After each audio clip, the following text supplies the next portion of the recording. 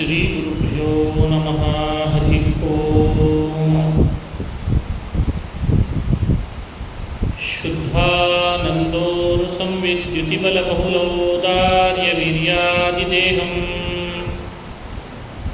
ಚಿಂತಾ ಸಂತಾಪಲೇಪೋದ್ಭವಂತಿಂ ಖರಾಶೇಷದೋಷಾತಿದೂರಂ ಸದ್ಭಿರ್ವೈರಾಗ್ಯಭಕ್ತಿಶ್ರುತಿಮತಿನಿಯತಧ್ಯಾನಜಜ್ಞಾನಯೋಗಾತ್ ಗಮ್ಯಂ ವಂದೇ ಮುಕುಂದಾಭಿಧಮಮಲಮಲಂ ಬ್ರಹ್ಮವೇದಾन्तವೇದ್ಯಂ ಅಭ್ರಮಂ ಭಂಗರಹಿತಂ ಅಜಡಂ ವಿಮಲಂ ಸದಾ ಆನಂದತೀರ್ಥಮತುಳಂ ಭಜೆ ತಾಪತ್ರಯಾಪಹಂ ಮೂಕೋಪಿ ಯತ್ಪ್ರಸಾದೇನ ಮುಕುಂದಶಯನಾಯತೆ ರಾಜರಾಜಾಯತೆ ರಿಕ್ತೋ ರಾಘವೇಂದ್ರಂ ತಮಾಶ್ರಯೇ ಆಪಾದಮೌಲಿಪರ್ಯಂತಂ ಗುರುಣಾಮಾಕೃತಿಂ ಸ್ಮರೇತ್ ತೇನ ವಿಘ್ನಾಃ ಪ್ರಣಶ್ಯಂತಿ ಸಿದ್ಧ್ಯಂತಿ ಚ ಮನೋರಥಾಃ ಆಪದಾಮಪಹರ್ತಾರಂ ದಾತಾರಂ ಸರ್ವಸಂಪದಾ ಲೋಕಾಭಿರಾಮಂ ಶ್ರೀರಾಮಂ ಭೂಯೋ ಭೂಯೋ ನಮಾಮ್ಯಹಂ. ಶ್ರೀ ಹರಿವಾಯು ಗುರುಗಳ ಚರಣಾರವಿಂದಗಳಲ್ಲಿ ಭಕ್ತಿಪೂರ್ವಕ ಪ್ರಣಾಮಗಳನ್ನು ಅರ್ಪಿಸಿ ಪರಮ ಪೂಜ್ಯ ಶ್ರೀಪಾದಂಗಳವರ ಅಡಿದಾವರೆಗಳಲ್ಲಿ ಭಕ್ತಿಪೂರ್ವಕ ನಮಸ್ಕಾರಗಳನ್ನು ಅರ್ಪಿಸಿ ಬಂದಂಥ ಎಲ್ಲ ಸದ್ಭಕ್ತರನ್ನು ಅಭಿನಂದಿಸ್ತಾ, ಒಂದು ದೊಡ್ಡ ಪರ್ವಕಾಲ 550 ಕೋಟಿ ಶ್ರೀರಾಮ ಮಂತ್ರ ಜಪದ ಅಭಿಯಾನ. ಅದರಲ್ಲಿ ಹುಬ್ಬಳ್ಳಿಯಿಂದ 7 ಕೋಟಿಗೂ ಹೆಚ್ಚು ರಾಮಮಂತ್ರ ಜಪ ಇವತ್ತಾಗಿದೆ ಅಂದರೆ ಇದೇ ಒಂದು ಸುಭಿಕ್ಷೆ ಅಂತ ನಾವು ಭಾವಿಸ್ತೇವೆ. ರಾಮ ಕೃತಯುಗದಲ್ಲಿ ಆಗಿ ಹೋದ ಅಂತ ಕೇಳಿದಾಗ ಮನಸ್ಸಿಗೆ ಸಹಜವಾಗಿ ಎಲ್ಲರಿಗೆ ಖೇದ ಆಗ್ತದೆ, ಆಗಿ ಹೋಗ್ತಲ್ಲ ಅಂತ. ಆದರೆ ರಾಮಾಯಣ ಹೇಳ್ತದೆ ರಾಮ ಹೋಗಲಿಲ್ಲ ಅಂತ ಹೇಳ್ತದೆ. ರಾಮ ಹೋಗಲಿಲ್ಲ, ಇಂತಿಂಥ ಕಡೆಯಲ್ಲಿ ತನ್ನ ಭಕ್ತರ ಮೇಲಿರುವ ಕರುಣೆಯಿಂದ ಒಂದೊಂದು ರೂಪವನ್ನು ಇಟ್ಟ. ಸೂರ್ಯನಲ್ಲಿ ಒಂದು ರೂಪ ಇಟ್ಟ, ಭೂಮಿಯಲ್ಲಿ ಒಂದು ರೂಪ ಇಟ್ಟ, ಕಿಷ್ಕಿಂಧೆಯಲ್ಲಿ ಆಂಜನೇಯ ದಿನಾ ಪೂಜೆ ಮಾಡಬೇಕು ಅಂತ ಕೇಳ್ಕೊಂಡದ್ದಕ್ಕೆ ಅವನ ಬಳಿಗೊಂದು ರೂಪ ಇಟ್ಟ. ಹೀಗೆ ಬೇರೆ ಬೇರೆ ರೂಪಗಳನ್ನು ರಾಮ ಭೂಮಿಯ ಮೇಲಿಟ್ಟು ಬ್ರಹ್ಮಾದಿ ದೇವತೆಗಳು ಕರೆದದ್ದಕ್ಕೆ ಒಂದು ರೂಪದಿಂದ ಮೇಲ್ ಮಾತ್ರ ಹೊರಟ ಅಂತ ರಾಮಾಯಣ ಹೇಳ್ತದೆ. ನಮಗೆ ಸಂಶಯ ಬರ್ಬೋದು, ರಾಮ ಯಾಕೆ ಇಷ್ಟು ರೂಪಗಳನ್ನು ಭೂಮಿಯಲ್ಲಿ ಇಟ್ಟ? ನನಗನ್ನಿಸ್ತದೆ, ಮುಂದೆ ಪರ್ತಕಾಳಿ ಜೀವೋತ್ತಮ ಮಠದ ಸ್ವಾಮಿಗಳು 550 ಕೋಟಿ ಜಪವನ್ನು ಭಕ್ತರಿಂದ ಮಾಡಿಸುತ್ತಾರೆ, ಅದನ್ನು ಸಮರ್ಪಣೆ ಮಾಡ್ತಾರೆ, ತಗೊಳ್ಬೇಕು ಅಂತ ರಾಮ ಒಂದು ಇದ್ದ. ಭಗವಂತ ಮುಂದಾಗೋದನ್ನು ಮೊದಲೇ ಆಲೋಚನೆ ಮಾಡಿರ್ತಾನೆ ಅನ್ನೋದು ಸತ್ಯ. ಹಿಂದಿದ್ದನ್ನಂತೂ ತಿಳಿದಿರ್ತಾನೆ ಅನ್ನೋದು ಸತ್ಯ. ವರ್ತಮಾನವನ್ನು ತಿಳಿದಿರ್ತಾನೆ ಅನ್ನೋದು ಕೂಡ ಸತ್ಯವೇ. ಅದರಲ್ಲಿ ಭವಿಷ್ಯವನ್ನು ತಿಳಿದಿರ್ತಾನೆ ಅನ್ನೋದಕ್ಕೆ ಇಂಥಿಂಥ ಘಟನೆಗಳು ಮನೆಯಲ್ಲಿ, ದೇಶದಲ್ಲಿ, ರಾಜ್ಯದಲ್ಲಿ ನಡೀತಾ ಇರೋದನ್ನು ನೋಡಿದರೆ ರಾಮ ಭವಿಷ್ಯವನ್ನು ಚೆನ್ನಾಗಿ ತಿಳಿದಿದ್ದಾನೆ ಅನ್ನೋದು ಈ ಜಪದಿಂದ ನಮಗೆ ಸಿದ್ಧ ಆಗ್ತದೆ. ಇದೆಲ್ಲ ಯೋಚಿಸೇ ಭಗವಂತ ತನ್ನ ಕರ್ತೃತ್ವವನ್ನು ತನ್ನ ವರ್ತನೆಯಿಂದಲೇ ಸಮಾಜಕ್ಕೆ ಅಲ್ಲಲ್ಲಿ ಆಗಾಗ ತಾನು ಯಾರು ಅನ್ನೋದನ್ನು ಕೆಲವು ಘಟನಾವಳಿಗಳಿಂದ ತನ್ನ ಭಕ್ತರಿಗೆ ತಿಳಿಸ್ತಾ ಇರ್ತಿದ್ದಂತೆ. ಇವತ್ತಿನ ಪ್ರವಚನದ ವಿಷಯ ಶ್ರೀರಾಮ ತತ್ವ ಚಿಂತನ. ರಾಮಚಿಂತನ ಅಂತ ಇಷ್ಟು ಹೇಳಿದೆ, ತತ್ವಚಿಂತನ ಅಂತ ಹೇಳಿದ್ರಿಂದ ಕೇವಲ ರಾಮನ ಕಥೆಯನ್ನು ಹೇಳೋದು ಉದ್ದೇಶ ಅಲ್ಲ, ಕಥೆಯನ್ನು ತಾತ್ವಿಕವಾಗಿ ತಿಳಿಯೋದು ಹೇಗೆ ಅನ್ನೋದು ತತ್ವಚಿಂತನ ಅನ್ನೋ ಮಾತಿನ ಅಭಿಪ್ರಾಯ. ಇಷ್ಟು ರಾಮ ಮಂತ್ರ ಜಪ ನಮ್ಮಿಂದ ನಡೆದಿದೆ ಅಂದರೆ ರಾಮನ ಕಥೆಗಳೆಲ್ಲ ನಮ್ಮ ಕಣ್ಣು ಮುಂದೆ ಎಷ್ಟೋ ಸಲ ಈಗಾಗಲೇ ಹಾದಿರ್ತಾವೆ. ಹಾಗಾಗಿ ರಾಮನ ಕಥೆ ಗೊತ್ತಿದೆ, ಅದರಲ್ಲಿ ಒಂದು ತಾತ್ವಿಕ ಅಂಶಗಳಿದ್ದಾವಲ್ಲ ಅವುಗಳನ್ನು ನಾವು ಮನಸ್ಸಿನಲ್ಲಿ ತಂದುಕೊಂಡು ಮತ್ತಷ್ಟು ರಾಮ ಮಂತ್ರ ಜಪಿಸಿದರೆ ಅದು ಮತ್ತಷ್ಟು ಫಲ ಕೊಡುತ್ತದೆ ಅಂತ ಒಂದು ಉಪನಿಷತ್ನಲ್ಲಿ ಮಾತು ಬರ್ತದೆ. ಯದೇವ ವಿದ್ಯೆಯಾ ಕರೋತಿ ಶ್ರದ್ಧೆಯ ಉಪನಿಷದ ತದೇವ ವೀರ್ಯವತ್ತರಂ ಭವತಿ. ಇದು ಉಪನಿಷತ್ತಿನ ನುಡಿ. ಇದರ ಅರ್ಥ, ನಾವು ಮಾಡುವ ಕಾರ್ಯ ಕೆಲಸಗಳು ಎಷ್ಟು ತಿಳುವಳಿಕೆಯಿಂದ ಮಾಡ್ತೇವೆ, ಎಷ್ಟೆಷ್ಟು ಶ್ರದ್ಧೆಯಿಂದ ಮಾಡ್ತೇವೆ, ಉಪನಿಷದ ಮಾಡ್ತೇವೆ, ಅಷ್ಟಷ್ಟು ಅದು ಫಲ ಹೆಚ್ಚು ಕೊಡುವಂತಾಗ್ತದೆ ಅಂತ ಇದರ ಅರ್ಥ. ಯದೇವ ವಿದ್ಯೆಯಾ ಕರೋತಿ ಶ್ರದ್ಧೆಯ ಉಪನಿಷದ ತದೇವ ವೀರ್ಯವತ್ತರಂ ಭವತಿ ಅಂತ. ರಾಮಮಂತ್ರ ಜಪ ಒಂದು ರೀತಿಯಿಂದ ನಾವು ಶ್ರದ್ಧೆಯಿಂದ ಮಾಡ್ತಿದ್ದೇವೆ. ಶ್ರದ್ಧೆ ಇಲ್ಲದೆ ಮಾಡಲಿಕ್ಕೆ ಆಗ್ತಿರಲಿಲ್ಲ, ಮಾಡ್ತಿದ್ದೇವೆ ಅಂದಮೇಲೆ ಶ್ರದ್ಧೆ ಇದೆ. ಜೊತೆಗೆ ವಿದ್ಯೆಯಾ ಕರೋತಿ. ವಿದ್ಯೆ ಅಂದರೆ ಉಪನಿಷತ್ನಲ್ಲಿ ಹೇಳುವ ವಿದ್ಯೆ ಎನ್ನುವ ಶಬ್ದಕ್ಕೆ ಅರಿವು ಅಂತ ಅರ್ಥ, ತಿಳುವಳಿಕೆ.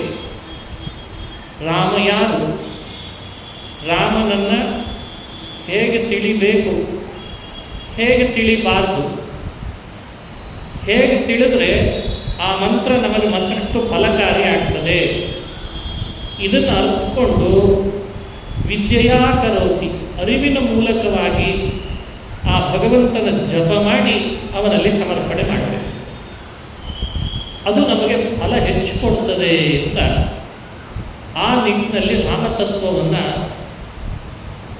ಚಿಂತನೆ ಮಾಡುವ ಪ್ರಯತ್ನ ಮಾಡ್ತಾ ಇದ್ದೇನೆ. ರಾಮ ಯಾರು, ರಾಮನ ತತ್ವ ತಿಳಿಯೋದು ಅಂದರೆ ಹೇಗೆ, ರಾಮನ ಕಥೆಯನ್ನು ನಾವು ಅಲ್ಲಲ್ಲಿ ಕೇಳಿರ್ತೇವಾದ್ದರಿಂದ ಕಥೆಯ ಶೀರ್ಷಿಕೆಯ ರೂಪದಲ್ಲಿ ನಿಮ್ಮ ಮುಂದೆ ನಾನು ಇಡ್ತೇನೆ. ರಾಮನ ಕಥೆಯನ್ನು ಎರಡು ರೀತಿಯಾಗಿ ವಿಂಗಡಿಸ್ಬೋದು. ಒಂದು ಮಾನುಷ ಕಥೆ, ಇನ್ನೊಂದು ಅತಿಮಾನುಷ ಕಥೆ. ಮಾನುಷ ಅಂದರೆ ಮನುಷ್ಯರೆಲ್ಲರೂ ಮಾಡಬಹುದಾದ ರೀತಿಯಲ್ಲಿ ವರ್ತಿಸ್ತಾನೆ ರಾಮ, ಅದನ್ನು ಮಾನುಷ ಅಂತ ಕರೀತಾರೆ.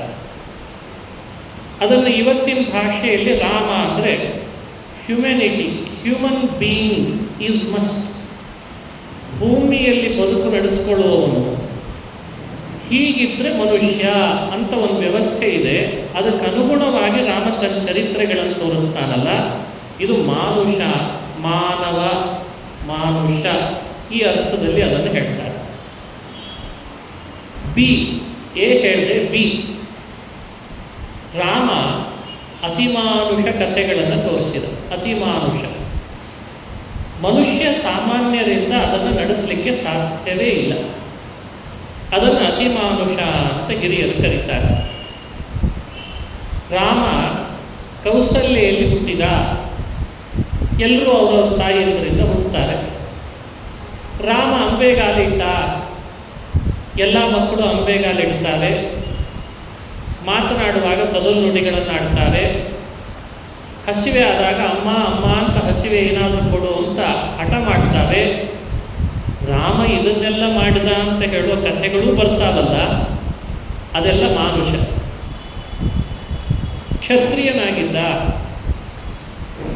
ಕ್ಷತ್ರಿಯರಿಗೆಲ್ಲ ಸ್ವಯಂವರದಲ್ಲಿ ಏನೇ ಪಣಕ್ಕಿಟ್ಟಿದ್ರು ಅದನ್ನು ಗೆದ್ದು ಕನ್ಯೆಯನ್ನು ತರಬೇಕು. ಹೀಗಾಗಿ ಸೀತೆಯನ್ನು ಜನಕ ಹೇಳಿದಂತೆ ಧನುಸ್ಸನ್ನು ಭಂಗ ಮಾಡಿದ, ಸೀತೆಯನ್ನು ಕರೆದುಕೊಂಡು ವಿವಾಹ ಮಾಡಿಕೊಂಡು ಬಂದ. ಒಬ್ಬ ಕ್ಷತ್ರಿಯ ಪುರುಷ ಬಲಶಾಲಿಯಾದವನು ಹಿಂದೆಲ್ಲ ಕ್ಷತ್ರಿಯರು ಹೀಗೆ ಸ್ವಯಂವರದಲ್ಲಿ ಕನ್ಯೆ ತರ್ತಾ ಇದ್ದದ್ದು, ಹಾಗೆ ರಾಮ ಮಾಡಿದ. ಇದು ಮಾನುಷನೇ ಅಂತ ಅನಿಸ್ತು. ಮನೆಯಲ್ಲಿ ವರ ಬೇಡಿದ್ಲು ಕೈಕೇಯಿ. ಹಾಗಾಗಿ ರಾಮ ಕಾಡಿಗೆ ಹೋಗಬೇಕಾಯಿತು, ಪಟ್ಟಾಭಿಷೇಕ ಮಾಡಿಸ್ಕೊಳ್ಳಿಲ್ಲ. ತಂದೆ ಮಾತಿಗೆ ಬೆಲೆ ಕೊಡಬೇಕು ಅಂತ ಪಟ್ಟಾಭಿಷೇಕ ಬೇಡ ಅಂತ ಕಾಡಿಗೆ ಹೋಗಿ ವನವಾಸದಲ್ಲೇ ಇದ್ದು ಆಮೇಲೆ ಬಂದ. ಇದು ಬೇರೆ ಮನುಷ್ಯರು ಮಾಡಲಿಕ್ಕಾಗಲ್ಲ ಅಂತಿಲ್ಲ. ವನವಾಸಕ್ಕೆ ಹೋಗೋದು ಭಾರೀ ಕಷ್ಟ ಅಂತ ಬಿಂಬಿಸೋ ಕಾರಣ ಇಲ್ಲ ಈಗ. ಸರಿ, ಕಾಡಿನಲ್ಲೇನು ನಾಡಿನಲ್ಲೇನು ಅಂತ ರಾಮ ಕಾಡಿನಲ್ಲಿದ್ದ. ಲಕ್ಷ್ಮಣ ಹೋದ ಜೊತೆಗೆ ಸೇವೆಗೆ, ಸೀತೆನೂ ಹೋದ್ಲು ಸಹಧರ್ಮಿಣಿಯಾಗಿ.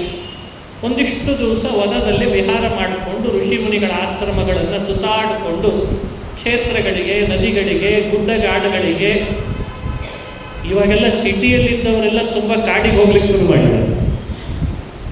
ಅದಕ್ಕೆ ಟ್ರಕ್ಕಿಂಗ್ ಅಂತ ಮತ್ತೆ ಬೇರೆ ಹೆಸರಿಟ್ಟಿದ್ದಾರೆ. ಈಗ ಸಾಮಾನ್ಯವಾಗಿ ಮೊದಲೆಲ್ಲ ಆ ಥರದ ಹವ್ಯಾಸ ಇರಲಿಲ್ಲ. ಈಗ ಕಾಡಿನಲ್ಲಿ ಹೋಗಿ ಕೆಲವು ದಿವಸ ವಾಸ ಮಾಡಿ ಆಮೇಲೆ ನಾಡಿಗೆ ಬರ್ಲಿಕ್ಕೆ ಶುರು ಮಾಡಿದ್ದಾರೆ. ಹೀಗೇನಾದರೂ ರಾಮನೂ ಕೂಡ ವನವಾಸ ಅಂತ ಹೇಳಿ ಒಂದಿಷ್ಟು ಋಷಿ ಮುನಿಗಳನ್ನು ಭೇಟಿಯಾಗಿ ಬಂದ. ಮಾಡ್ಬೋದು, ಮಾನುಷ ಇದೆ. ಸರಿ, ವನವಾಸದಲ್ಲಿದ್ದಾಗ ರಾವಣ ಸೀತೆಯನ್ನು ಅಪಹರಿಸಿದ. ರಾವಣನೇ ಮಾಡಿದ್ದ ಈ ಕುಕೃತ್ಯ ಅಂತ ರಾಮ ಹುಡುಕ್ತಾ ಹುಡುಕ್ತಾ ಸುಗ್ರೀವನೊಟ್ಟಿಗೆ ಸಖ್ಯ ಬೆಳೆಸಿ ಸುಗ್ರೀವನ ಹತ್ರ ಇದ್ದ ಕಪಿ ಸೈನ್ಯವನ್ನು ಕರ್ಕೊಂಡೋಗಿ ರಾಕ್ಷಸ ಸೈನ್ಯದ ಜೊತೆಗೆ ಹೋರಾಡೋದ.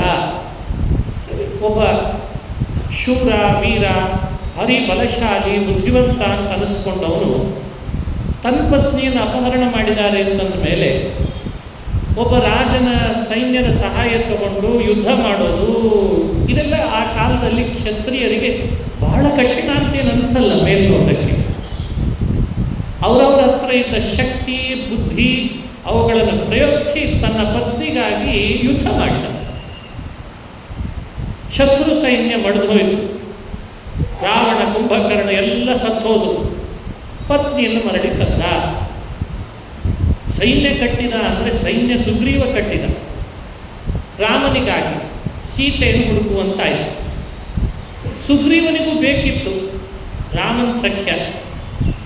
ಕಾರಣ, ತನ್ನ ಅಣ್ಣ ವಾಲಿಯ ಜೊತೆಗೆ ವಿರೋಧ ಮಾಡಿಕೊಂಡಿದ್ದ. ಸುಗ್ರೀವ ವಿರೋಧ ಮಾಡಿಕೊಂಡದ್ದಕ್ಕೆ ವಾಲಿನ ಗೆಲ್ಲುವಷ್ಟು ಶಕ್ತಿ ಅವನಿಗಿರಲಿಲ್ಲ. ಕಪಿಗಳ ರಾಜ ತಾನಾಗಬೇಕಾಗಿತ್ತು. ರಾಮನ ಸಹಾಯದಿಂದ ವಾಲಿನ ಕೊಂದು ಸುಗ್ರೀವ ಈ ರೀತಿ ರಾಮನ ಸಖ್ಯದಿಂದ ತಾನು ಕಪಿರಾಜನಾದ. ಇವನು ಕಪಿರಾಜನಾದ, ಸೈನ್ಯ, ಕಪಿ ಸೈನ್ಯ ಕಟ್ಟಿದ, ಅದರ ಸಹಾಯದಿಂದ ಸೀತೆಯನ್ನು ಹುಡುಕಿಸಿದ.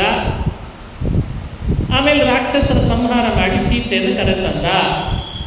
ಮೇಲ್ನೋಟಕ್ಕೆ ಒಬ್ಬ ಕ್ಷತ್ರಿಯನಿಗೆ, ಒಬ್ಬ ರಾಜಕುಲದಲ್ಲಿ ಬಂದವನಿಗೆ ಇಂಥ ಕಥೆಗಳೆಲ್ಲ ಬಹಳ ಹಿರಿಮೆಯನ್ನು ತಂದುಕೊಡ್ತದ. ಸ್ವಲ್ಪ ಯೋಚಿಸಬೇಕಲ್ಲ ನಾವು ರಾಮಾಯಣದ ಬಗ್ಗೆ. ಇದೆಲ್ಲ ಮಾನುಷ ಅಂತ ಅನಿಸ್ತಾ ಇಲ್ವಾ? ಆಮೇಲೆ ಬಂದು ತಾನು ರಾಜ್ಯಭಾರ ಮಾಡಿದ.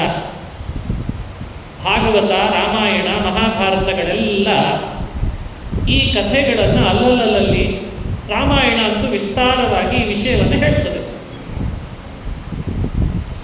13,000 ವರ್ಷ ರಾಜ್ಯ ಆಡಿದ ಅಂತ ಭಾಗವತ ಹೇಳಿದ್ದು ನೆನಪು.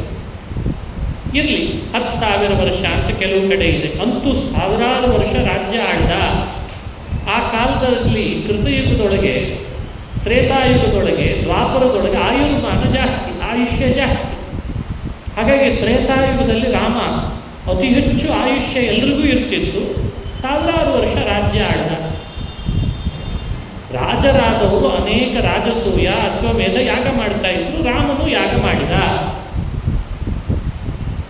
ಇವೆಲ್ಲ ಕಥೆಗಳಿದ್ದಾವಲ್ಲ, ಇಷ್ಟೊಂದು ತನಕ ರಾಮನ ಕಥೆಗಳು ಕೇಳಿದ್ವಿಲ್ಲ ನಾವು. ಇಲ್ಲೆಲ್ಲಾದರೂ ಇದನ್ನು ಇವನು ಬಿಟ್ಟು ಇನ್ಯಾರೂ ಮಾಡ್ಲಿಕ್ಕೆ ಬರ್ತಿರಲಿಲ್ಲ ಅಂತ ಅನಿಸ್ತಾ, ಈ ಸ್ಥಾನ ಬೇರೆಯವ್ರು ತುಂಬಲಿಕ್ಕೆ ಬರ್ತಿರಲಿಲ್ಲ ಅಂತ ಅನಿಸ್ತಾ ನಮಗೆ. ಇವನಲ್ಲದೆ ಇನ್ನೊಬ್ಬನಿದ್ರು ಇದನ್ನೇ ಮಾಡ್ತಿದ್ದ. ಹೀಗೆ ಹೇಳ್ಬೋದಲ್ವ ಈ ಸಂಗತಿಯನ್ನು? ಹಾಗಾದರೆ ರಾಮ ಅನ್ನೋ ತತ್ವವನ್ನು ರಾಮನ ಈ ಕಥೆಗಳಿಂದ ಅವನ ವ್ಯಕ್ತಿತ್ವವನ್ನು ಇಷ್ಟೇ ಅಂತ ತಿಳಿಬೇಕಾ? ಈ ಜಿಜ್ಞಾಸೆಯನ್ನು ನೀವು ಚೆನ್ನಾಗಿ ಮಾಡಬೇಕು. ಗದಗಿನ ಒಬ್ಬ ಕವಿ, ಗದಗಿನ ಕವಿ ಒಂದು ಮಾತು ಹೇಳ್ತಾನೆ ರಾಮಾಯಣದ ಬಗ್ಗೆ. ಕುಮಾರವ್ಯಾಸ ಭಾರತ ಅಂತ ಹೆಸರಿಟ್ಟು ಆ ಕವಿಗಳು ಭಾರತದ ಬಗ್ಗೆ ಬರೀತಿದ್ದೀರಲ್ಲ, ರಾಮಾಯಣದ ಬಗ್ಗೆ ಯಾಕೆ ಬರೀತಿಲ್ಲ ನೀವು ಅಂತ ಪ್ರಶ್ನೆ. ಅದಕ್ಕೆ ಆ ಕವಿಗಳು ಉತ್ತರ ಕೊಡ್ತಾರೆ, ತೆಲುಗಿದನು ಪಣಿರಾಯ ರಾಮಾಯಣದ ಕವಿಗಳ ಭಾರತದಲ್ಲಿ ಅಂತ. ಇದು ಕುಮಾರವ್ಯಾಸ ಭಾರತದ ಮಾತು. ತೆಲುಗಿದನು ಪಣಿರಾಯ ರಾಮಾಯಣದ ಕವಿಗಳ ಭಾರತದಲ್ಲಿ ಅಂತ ಇದೆ. ಅದರ ಅರ್ಥ ಏನು ಅಂದರೆ, ಕುಮಾರವ್ಯಾಸ ದೊಡ್ಡ ಕವಿ. ಅವರು ರಚಿಸಿದ ಮಹಾಭಾರತ 12ನೇ ಶತಮಾನದಲ್ಲಿ. 12ನೇ ಶತಮಾನದಲ್ಲೇನೆ ಅಂದರೆ ಇವತ್ತಿಗೆ ಅದು 700 ವರ್ಷಕ್ಕೂ ಹೆಚ್ಚು ವರ್ಷ ಕಳೆದಿದ್ದೀವಿ ನಾವು. ಆಗಲೇ ರಾಮಾಯಣದ ಬಗ್ಗೆ ಬಹಳ ಕವಿಗಳು ಬಹಳ ರೀತಿಯಿಂದ ರಾಮನ ಬಗ್ಗೆ ವರ್ಣನೆ ಮಾಡಿಬಿಟ್ಟಿದ್ರು. ಎಷ್ಟು ವರ್ಣನೆ ಅಂದರೆ, ಈ ಭೂಮಿಯನ್ನು ಹೊತ್ತ ಶೇಷ ಸ್ವಲ್ಪ ತಿರುಗ್ತಿದ್ದಂತೆ ಎಲ್ಲರೂ ಬರೋರು ರಾಮಾಯಣದ ಬಗ್ಗೆ ಕಾವ್ಯ ಬರೆಯೋದು, ರಾಮಾಯಣದ ಬಗ್ಗೆನೇ ಕಾಮೆಂಟ್ಸು, ರಾಮಾಯಣದ ಬಗ್ಗೆನೇ ಕಥೆ, ರಾಮಾಯಣದ ಬಗ್ಗೆನೇ ಮಾತು. ಅದಕ್ಕೆ ಕುಮಾರವ್ಯಾಸರಿಗೆ ಅನಿಸ್ತಂತೆ, ಇಷ್ಟು ಜನ ಕವಿಗಳು ಬಂದು ಭಾರತದೊಳಗೆ ರಾಮಾಯಣದ ಬಗ್ಗೆನೇ ಬರೀತಿದ್ದಾರೆ, ಆ ಕವಿಗಳ ಭಾರ ಭಾಳ ಆಗಿಬಿಟ್ಟಿದೆ, ಶೇಷನಿಗೂ ಕೂಡ ಆದಿಶೇಷನಿಗೂ ಭೂಮಿ ಹೊರಲಿಕ್ಕೆ ಸ್ವಲ್ಪ ಸಮಸ್ಯೆ ಆಗ್ತಿದೆ, ನಾನು ರಾಮಾಯಣದ ಬಗ್ಗೆ ಬರೆಯಲ್ಲ, ಮಹಾಭಾರತ ಬರೀತೇನೆ ಅಂತ ಬರುತ್ತೆ. ತಿಣುಕಿದನು ಪಣಿರಾಯ ರಾಮಾಯಣದ ಕವಿಗಳ ಭಾರದಲ್ಲಿ ಎಂಥ ಮಾತು. ಇದರಿಂದ ಒಂದು ಸ್ಪಷ್ಟ ಆಗ್ತದೆ, ರಾಮನ ವ್ಯಕ್ತಿತ್ವವನ್ನು ಎಲ್ಲರೂ ಆಸ್ವಾದನೆ ಮಾಡಿದರು. ರಾಮನ ವ್ಯಕ್ತಿತ್ವ ಎಲ್ಲ ಕವಿಗಳನ್ನು ತನ್ನ ಬಳಿಗೆ ಆಕರ್ಷಣೆಗೂ ಮಾಡಿತು. ರಾಮನ ಕಥೆ ಎಂಥ ಕವಿಗಳನ್ನು ಕೂಡ ತನ್ನೆಡೆಗೆ ಸೆಳೆದುಕೊಳ್ತು. ದೇಶ ವಿದೇಶದ ಕವಿಗಳು ರಾಮಾಯಣದ ಬಗ್ಗೆ ತೋರಿದಂತಹ ಆ ಶ್ರದ್ಧೆ, ಅವರ ಮನಸೋತು ವರ್ಣನೆ ಮಾಡಿದ್ದೆಲ್ಲ ಕೇಳಿಬಿಟ್ರೆ ಮೈ ರೋಮಾಂಚನ ಆಗ್ತದೆ. ಅಷ್ಟು ಆಕರ್ಷಣೆ ರಾಮತತ್ವದಲ್ಲಿದೆ. ಇದರ ಬಗ್ಗೆ ನಾವು ಒಂದು ಜಿಜ್ಞಾಸೆ ಮಾಡ್ತಾ ಹೋಗಬೇಕು. ಮಾನುಷ ಚರಿತ್ರೆಗಳು ರಾಮನನ್ನು ಆಕರ್ಷಿಸಿದೆ, ನಮ್ಮನ್ನು ಆಕರ್ಷಿಸಿದೆ ಅಂತ ಅನ್ನೋದು ನಿಜ. ಅಷ್ಟು ಸಹಜ ಪ್ರವೃತ್ತಿ ಅಂತೆ ರಾಮನ. ಯಾಕಷ್ಟು ಆಕರ್ಷಿಸಿದೆ ಅನ್ನಲಿಕ್ಕೆ ನಿಮಗೊಂದು ಕಾರಣ ಹೇಳ್ತೇನೆ. ರಾಮ ಎಲ್ಲೂ ಕೂಡ ವಿಕೃತಿ ಮೆರೆಯಲಿಲ್ಲ, ವಿಸಹಜತೆಯನ್ನು ಮೆರೆಯಲಿಲ್ಲ. ಮನುಷ್ಯನಿಗೆ ಸಿಂಪಲ್ ಲಿವಿಂಗ್, ಬ್ರಾಡ್ ಥಿಂಕಿಂಗ್ ಅಂತ ಒಬ್ಬನ ಪಾಶ್ಚಾತ್ಯನ ಮಾತು. ಬದುಕು ಕಟ್ಟಿಕೊಳ್ಳುವವನು ತನ್ನ ಲಿವಿಂಗ್ ಸ್ಟೈಲ್ ಎಷ್ಟು ಸಿಂಪಲ್ ಆಗಿರ್ತದೆ, ಅವನ ಥಿಂಕಿಂಗ್ ಬ್ರಾಡ್ ಆಗಿರ್ತದೆ, ಅವನು ಎಲ್ಲರಿಗೂ ಬೇಕಾದವನು ಅಂತಾಗ್ತಾನೆ. ಇದಕ್ಕೆ ವ್ಯತ್ಯಾಸ ಎಲ್ಲೆಲ್ಲ ಆಗ್ತದೆ, ಅಲ್ಲೆಲ್ಲರೂ ಅವನನ್ನು ನಿಲ್ಲಿಸಲಿಕ್ಕೆ ಶುರು ಮಾಡ್ತಾರೆ. ರಾಮ ಯಾಕೆಲ್ರಿಗೂ ಬೇಕಾದವನಾದ ಅಂದರೆ ಅವನ ಲಿವಿಂಗ್ ಸ್ಟೈಲ್ ಬಹಳ ಸಿಂಪಲ್ ಆಗಿರ್ತದೆ. ಎಷ್ಟು ಸಿಂಪಲ್ ರಾಮ ಅನ್ನಲಿಕ್ಕೆ ಒಂದು ಉದಾಹರಣೆ ಕೊಟ್ಟರೆ ನಿಮ್ಗೆ ಅನುಸಂಧಾನಕ್ಕೆ ಬರ್ತದೆ. ಕಾಡಿಗೆ ಬಂದರು ರಾಮ, ಲಕ್ಷ್ಮಣ, ಸೀತೆ ಮೂವರು. ಚಿತ್ರಕೂಟದಲ್ಲಿ ಕೆಲವು ದಿನ ಕಳಿಬೇಕಾಯಿತು, ಕಳೆದರು. ಅಲ್ಲೊಂದು ಏನೋ ಘಟನೆ ನಡೀತು, ಬೇಡ ಅಂತನಿಸಿ ಸ್ವಲ್ಪ ಅಲ್ಲಿನ ಪ್ರಯಾಣ ಮುಂದುವರಿಸಿ ವಾಸ ಮಾಡೋಣ ಅಂತಾಯಿತು. ಚಿತ್ರಕೂಟ ಅಂತ ಇವತ್ತು ಉತ್ತರ ಪ್ರದೇಶದ ಕಡೆಯಲ್ಲಿದೆ, ಯಾರಾದರೂ ಅದನ್ನು ನೋಡ್ಬೋದು. ಆ ಸ್ಥಳ ಬಹಳ ರಮಣೀಯ. ಭರದ್ವಾಜ ಋಷಿಗಳ ಆಶ್ರಮ. ಅಲ್ಲಿಂದ ಸ್ವಲ್ಪ ಮುಂದಕ್ಕೆ ಕಾಡಿದೆ, ಅಲ್ಲಿ ವಾಸ ಮಾಡೋದು ಅಂತಾಯಿತು. ಲಕ್ಷ್ಮಣನಿಗೆ ರಾಮ ಹೇಳಿದ್ದಂತೆ, ಲಕ್ಷ್ಮಣ ವಾಸ ಮಾಡಲಿಕ್ಕೆ ಒಂದು ಸಣ್ಣ ಕುಟೀರ ಕಟ್ಟು, ನಿನ್ನ ಅತ್ತಿಗೆನೂ ಇರ್ತಾಳೆ, ನಾನು ಇರಬೇಕು, ನೀನು ಇರಬೇಕು ಅಂತ ಒಂದು ಕುಟೀರ ನಿರ್ಮಾಣ ಮಾಡಬೇಕು ಅಂತಲ್ಲ. ಕೂಡಲೇ ರಾಮನಿಗೆ ಸೇವೆ ಮಾಡಬೇಕು ಅಂತ ಹೇಳಿ ಬಂದಿದ್ದನಾದ್ದರಿಂದ ಲಕ್ಷ್ಮಣ ಬಿಲ್ಲು ಬಾಣ ಹಿಡ್ಕೊಂಡು ತಯಾರಾದ ಕುಟೀರ ಕಟ್ಟಬೇಕಿನ್ನು ಅಂತ. ಲಕ್ಷ್ಮಣನನ್ನು ಕರೆದು ರಾಮ ಹೇಳಿದ್ದಂತೆ ರಾಮ ಅಂತಾನೆ, ಲಕ್ಷ್ಮಣ, ಕುಟೀರ ಕಟ್ಟಲಿಕ್ಕೆ ಕಾಡಿನಲ್ಲಿದ್ದಂತಹ ಗಿಡ ಮರಗಳನ್ನು ಕಡಿಬೇಡ ಅಂತಲ್ಲ. ಕುಟೀರ ಹೇಗೆ ಕಟ್ಟೋದು? ಯೋಚಿಸಿದರೆ ಗಂಭೀರ ಆಗ್ತದೆ, ಹೃದಯ ತುಂಬಿ ಬರ್ತದೆ. ರಾಮ ಹೇಳ್ತಾನೆ, ಲಕ್ಷ್ಮಣ, ಒಂದು ಕಟ್ಟಿಗೆಯಿಂದ ಗಿಡದಲ್ಲಿದ್ದದ್ದು ಮರದಲ್ಲಿದ್ದದ್ದು ಕಡಿಬೇಡ, ತಾನಾಗೆ ಒಣಗಿ ಒಣಗಿ ಕೆಳಗೆ ಬಿದ್ದಿರ್ತಾವಲ್ಲ ಆ ಎಲೆ, ಆ ಬಳ್ಳಿ, ಆ ಮರಗಳ ತುಂಡು ಅದನ್ನು ತಂದು ಕಟ್ಟಬೇಕು ಅಂತ ಹೇಳಿದಂತ. ಶಾತಿತ ಶಾಖಾ ಆದಾಯ, ತಾನಾಗೆ ಒಣಗಿ ಒಣಗಿ ಕಡ್ಡಿಯಾಗಿ ಕೆಳಗೆ ಬೀಳ್ತಾವಲ್ಲ ಅದನ್ನು ಹುಡ್ಕೊಂಡು ಬಂದು ಪರ್ಣಕುಟೀರವನ್ನು ನಿರ್ಮಾಣ ಮಾಡು ಅಂತ ಹೇಳಿದಂತ. ಸಾಕಲ್ಲ, ಇಷ್ಟು ಸಿಂಪಲ್ ಲಿವಿಂಗಿಗೆ. ಕೆಂಪು ಮಣ್ಣಿರ್ತದೆ, ಸುತ್ತಲೂ ಒಳ್ಳೆ ಗಾಳಿ ಇರ್ತದೆ, ಸೂರ್ಯನ ಬೆಳಕಿರ್ತದೆ, ಅದನ್ನು ಅನುಭವಿಸುವ ಅವಕಾಶ ಇದೆ. ಆದರೆ ನಮ್ಮ ಬುದ್ಧಿ ಏನು ನೋಡ್ತಾ ಇದೆ ಅಂದರೆ, ಯಾವಾಗ ಈ ಕೆಂಪು ಮಣ್ಣು ಕಾಣಿಸ್ದೇ ಇರೋ ಹಾಗೆ ಕಾಂಕ್ರೀಟ್ ಹಾಕಿ ನನ್ನ ಬಿಲ್ಡಿಂಗ್ ಎಬ್ಸೇನೋ ಅಂತ ನಮ್ಗೆ ಕಾಣಿಸ್ತಾ ಇದೆ. ಯಾವಾಗ ಸೂರ್ಯನ ಬೆಳಕು ಮರಗಿಡಗಳ ಗಾಳಿ ಬರದೇ ಇರೋ ಹಾಗೆ ಮಾಡಿಕೊಂಡು ಗುಟ್ಟಾಗಿ ನಮ್ಮ ಯಾಂತ್ರಿಕವಾದ ಮಷೀನರಿ ಗಾಳಿಯನ್ನು ಸೇವಿಸೋಣ ಅಂತ ನಾವು ಯೋಚಿಸ್ತಾ ಇದ್ದೇವೆ.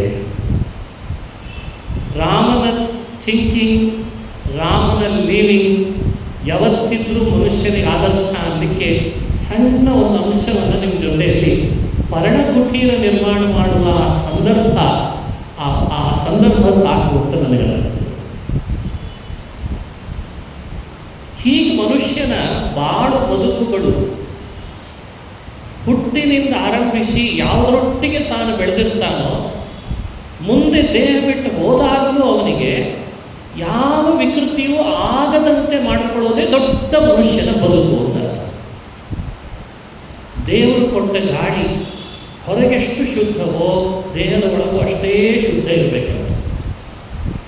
ದೇವರು ಕೊಟ್ಟ ದೇಹ ಹುಟ್ಟಿದಾಗ ಎಷ್ಟು ಪರಿಶುದ್ಧವಾಗಿತ್ತೋ ಕೊನೇ ಉಸಿರು ಬಿಡುವಾಗಲೂ ಹಾಗೇ ಇರಬೇಕಂತೆ ದೇಹ.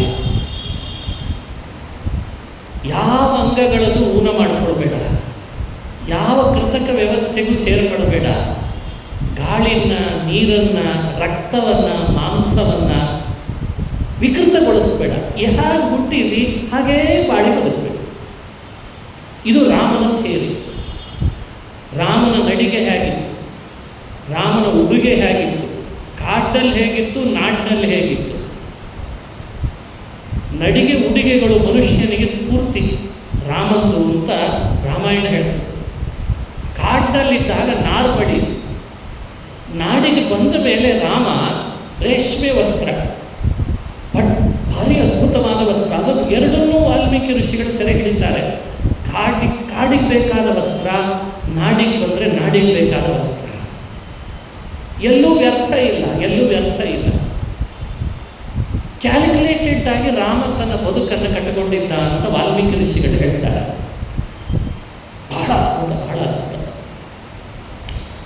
ಈ ಒಂದು ಮಾನವತ ಊಹಿಸಲಿಕ್ಕೆ ಸಾಧ್ಯವಾಗದ ಅಹಿಂಸೆಯ ಪ್ರವೃತ್ತಿ, ತ್ಯಾಗದ ಧರ್ಮ, ತ್ಯಾಗದ ಮನೋಧರ್ಮ, ತಂದೆಯ ಮೇಲಿದ್ದ ಅಪಾರವಾದ ಶ್ರದ್ಧೆ,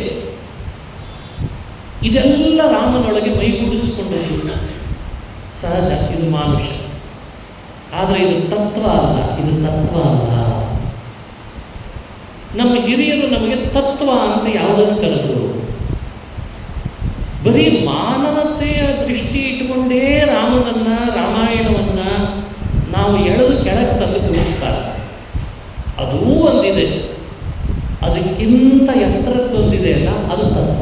ಅದಕ್ಕೆ ಹಿಂದಿನವರೆಲ್ಲ ತತ್ವ ಅಂತ ಕರೆದದ್ದು ಬ್ರಹ್ಮತತ್ವ. ನಾವು ರಾಮನನ್ನು ನೋಡಬೇಕಾದ್ರೆ ವ್ಯಕ್ತಿತ್ವವನ್ನು ಕೆಳಗಿಳಿಸ್ಲಿಕ್ಕೆ ಶುರು ಮಾಡ್ತೇವೆ. ಅಷ್ಟಕ್ಕೆ ಸೀಮಿತ ಆಗಬಾರ್ದು ನಮ್ಮ ದೃಷ್ಟಿಕೋನ. ಅದಕ್ಕೆ ನಾನು ಹೇಳಿದೆ, ರಾಮನ ಕಥೆಗಳನ್ನು ಅತಿಮಾನುಷ ಅಂತ ಬಿ ಹೇಳಿದೆ. ಅತಿಮಾನುಷ ಅಂದ್ರೆ ಏನು ನೋಡಿ. ಕಥೆಗಳ ಪಟ್ಟಿ ಮಾಡ್ತಾ ಬಂದ್ವಲ್ಲ ಆಗಲೇ, ಯಾವ್ಯಾವ ರಾಮನ ಕಥೆಗಳಲ್ಲಿ ಅತಿಮಾನುಷತೆ ಅನ್ನೋದನ್ನು ರಾಮನೇ ತೋರಿಸಿದ್ದಾನೆ, ಕೆಲವುದನ್ನು ಪಟ್ಟಿ ಮಾಡಿಕೊಂಡು ಅನುಸಂಧಾನ ಪ್ರಯತ್ನ ಪಡೋಣ. ಈ ರಾಮ ಅವತಾರ ಆಯಿತು, ರಾಮ ಹುಟ್ಟಿ ಸಣ್ಣ ವಯಸ್ಸು, ಅವನಿಗಿನ್ನೂ 16ನೇ ವಯಸ್ಸು ತುಂಬಿಲ್ಲ. ಅಷ್ಟರಲ್ಲಿ ವಿಶ್ವಾಮಿತ್ರರು ಬಂದು ರಾಮನನ್ನು ಕಾಡಿಗೆ ಕರೆದುಕೊಂಡು ಹೋದರು ಅಂತ ರಾಮನ ಕಥೆಯಲ್ಲಿ ಬರ್ತದೆ. ಅಲ್ಲೊಂದು ಅತಿಮಾನುಷವಾದ ಘಟನೆಯನ್ನು ರಾಮ ತೋರಿಸಿದ. ವಿಶ್ವಾಮಿತ್ರ ಯಜ್ಞಕ್ಕೆ ರಾಕ್ಷಸರು ಬಂದು ಮೇಲಿಂದ ಮೇಲೆ ರಕ್ತ ಸುರಿದ್ರು, ಮಾಂಸ ಎತ್ತಿ ಎಸೆದ್ರು, ಏನು ಮಾಡಿದ್ರು ಯಜ್ಞ ಮಾಡಲಿಕ್ಕೆ ಬಿಡ್ತಿರ್ಲಿಲ್ಲ. ಅವರಿಗೆ ಅರ್ಥ ಆಯಿತು, ನನ್ನ ಕೈಯಲ್ಲಿ ಆಗೋದಲ್ಲ ಇದು ಅಷ್ಟು ಸುಲಭ, ರಾಮ ಬಂದರೆ ನನ್ನ ಯಜ್ಞ ರಕ್ಷಣೆ ಆಗ್ತದೆ. ಕಾಡಿಗೆ ರಾಮನ ಕರ್ಕೊಂಡು ಬರೋಣ ಅಂತ ದಶರಥನ ಕಡೆಯಿಂದ ವಸಿಷ್ಠರ ಕಡೆಯಿಂದ ಹೇಳಿಸಿ ದಶರಥನಿಗೆ ಒಪ್ಪಿಸಿ ರಾಮ ಲಕ್ಷ್ಮಣರನ್ನು ಅಂತೂ ವಿಶ್ವಾಮಿತ್ರರು ತಮ್ಮ ಆಶ್ರಮಕ್ಕೆ ಕರ್ಕೊಂಡು ಬಂದರು. ವಿಶ್ವಾಮಿತ್ರ ಆಶ್ರಮದೊಳಗೆ ರಾಮ 6 ರಾತ್ರಿಗಳ ಕಾಲ ಯಜ್ಞ ರಕ್ಷಣೆಗೆ ಅಂತ ಕಟಿಬದ್ಧನಾಗಿ ನಿಂತ ಯಜ್ಞ ಮುಂದುವರಿತು. ಇದು ರಾಮನ ಕಥೆಯಲ್ಲಿ ಬರ್ತದೆ. ಈ ಯಜ್ಞ ರಕ್ಷಣೆ ಕಥೆಯಲ್ಲಿ ಎಷ್ಟು ವಿಶೇಷ ಅಂದರೆ ಅತಿಮಾನುಷ. ಯಾಕಿದು ಅತಿಮಾನುಷ? ಅಲ್ಲಿ ಬಂದ ರಾಕ್ಷಸರಿದ್ದಾರಲ್ಲ ಒಬ್ಬೊಬ್ಬರು, ಆ ಯಾವ ರಾಕ್ಷಸರು ಸಾಮಾನ್ಯ ಸ್ತರದವರಲ್ಲ. ಇವತ್ತೆಲ್ಲ ಹೇಗೆ ಮೋಸ್ಟ್ ವಾಂಟೆಡ್ ಅಂತ ಹೇಳ್ತೇವಲ್ಲ, ಇವತ್ತಿನ ಭಾಷೆಯಲ್ಲಿ ಮೋಸ್ಟ್ ವಾಂಟೆಡ್ ಅಂತ, ಭೂಗತ ಪಾತಕಿ, ಆ ಸ್ತರದಲ್ಲಿದ್ದ ರಾಕ್ಷಸರು, ಅವರು ಭೂಮಿಗೆ ಭಾರರಾಗಿದ್ದರು. ಅವರನ್ನೆಲ್ಲ ಶಿವ ಬ್ರಹ್ಮ ವರ ಕೊಟ್ಟು ಅವರನ್ನು ಸಲಹಿದ್ರು. ಬ್ರಹ್ಮವರ ಶಿವವರ ಪಡೆದುಕೊಂಡು, ಅಂದರೆ ಬ್ರಹ್ಮವರ ಶಿವವರ ಅಂದರೆ ಇವತ್ತಿನ ಭಾಷೆಯಲ್ಲಿ ಅನೇಕ ದೊಡ್ಡಣ್ಣನ ಸಪೋರ್ಟ್ ತೊಗೊಂಡು ಬಂದಿರ್ತಾರೆ ಅಂತ ಇರ್ತಾರಲ್ಲ, ಹಾಗಿದ್ದಾರೆ. ನಾನೇನು ಹೆಸರು ಹೇಳಬೇಕಾಗಿಲ್ಲ ಅದು ಯಾರ್ದು ಅಂತ. ಬಹಳ ದೊಡ್ಡ ಡ್ರ್ಯಾಗನ್ ಅಂತ ಹೆಸರಿಟ್ಟಿದ್ದಾರೆ ಈಗೆಲ್ಲ. ಆ ದೇಶದ ಸಹಾಯ, ಈ ದೇಶದ ಸಹಾಯ, ಹಾಗೆ ಬ್ರಹ್ಮನವರ ಶಿವವರ ಅವುಗಳನ್ನು ಪಡ್ಕೊಂಡು ಯಾರು ಕಾಡಿನಲ್ಲಿ ಋಷಿಗಳು ಮುನಿಗಳು ತಪಸ್ಸು ಮಾಡೋ ಹಾಗಿಲ್ಲ, ಗೋವುಗಳನ್ನು ಇಟ್ಕೊಳ್ಳೋ ಹಾಗಿಲ್ಲ, ಸರಳವಾದ ತಮ್ಮ ನಿತ್ಯ ಕರ್ಮಗಳನ್ನು ನಡೆಸೋ ಹಾಗಿಲ್ಲ. ಹಾಗವರು ಆತಂಕವನ್ನು ಸೃಷ್ಟಿ ಮಾಡಿದ್ರಂತೆ.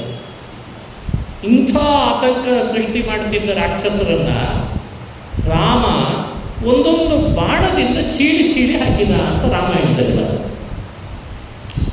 ಇದು ಮಾನುಷನ ಅತಿಮಾನುಷನ. ಅದರಲ್ಲಿ ಒಬ್ಬಳು ತಾಟಕೆ, ಅನೇಕ ರಾಕ್ಷಸರಲ್ಲಿ ಒಬ್ಬಳು ತಾಟಕೆ.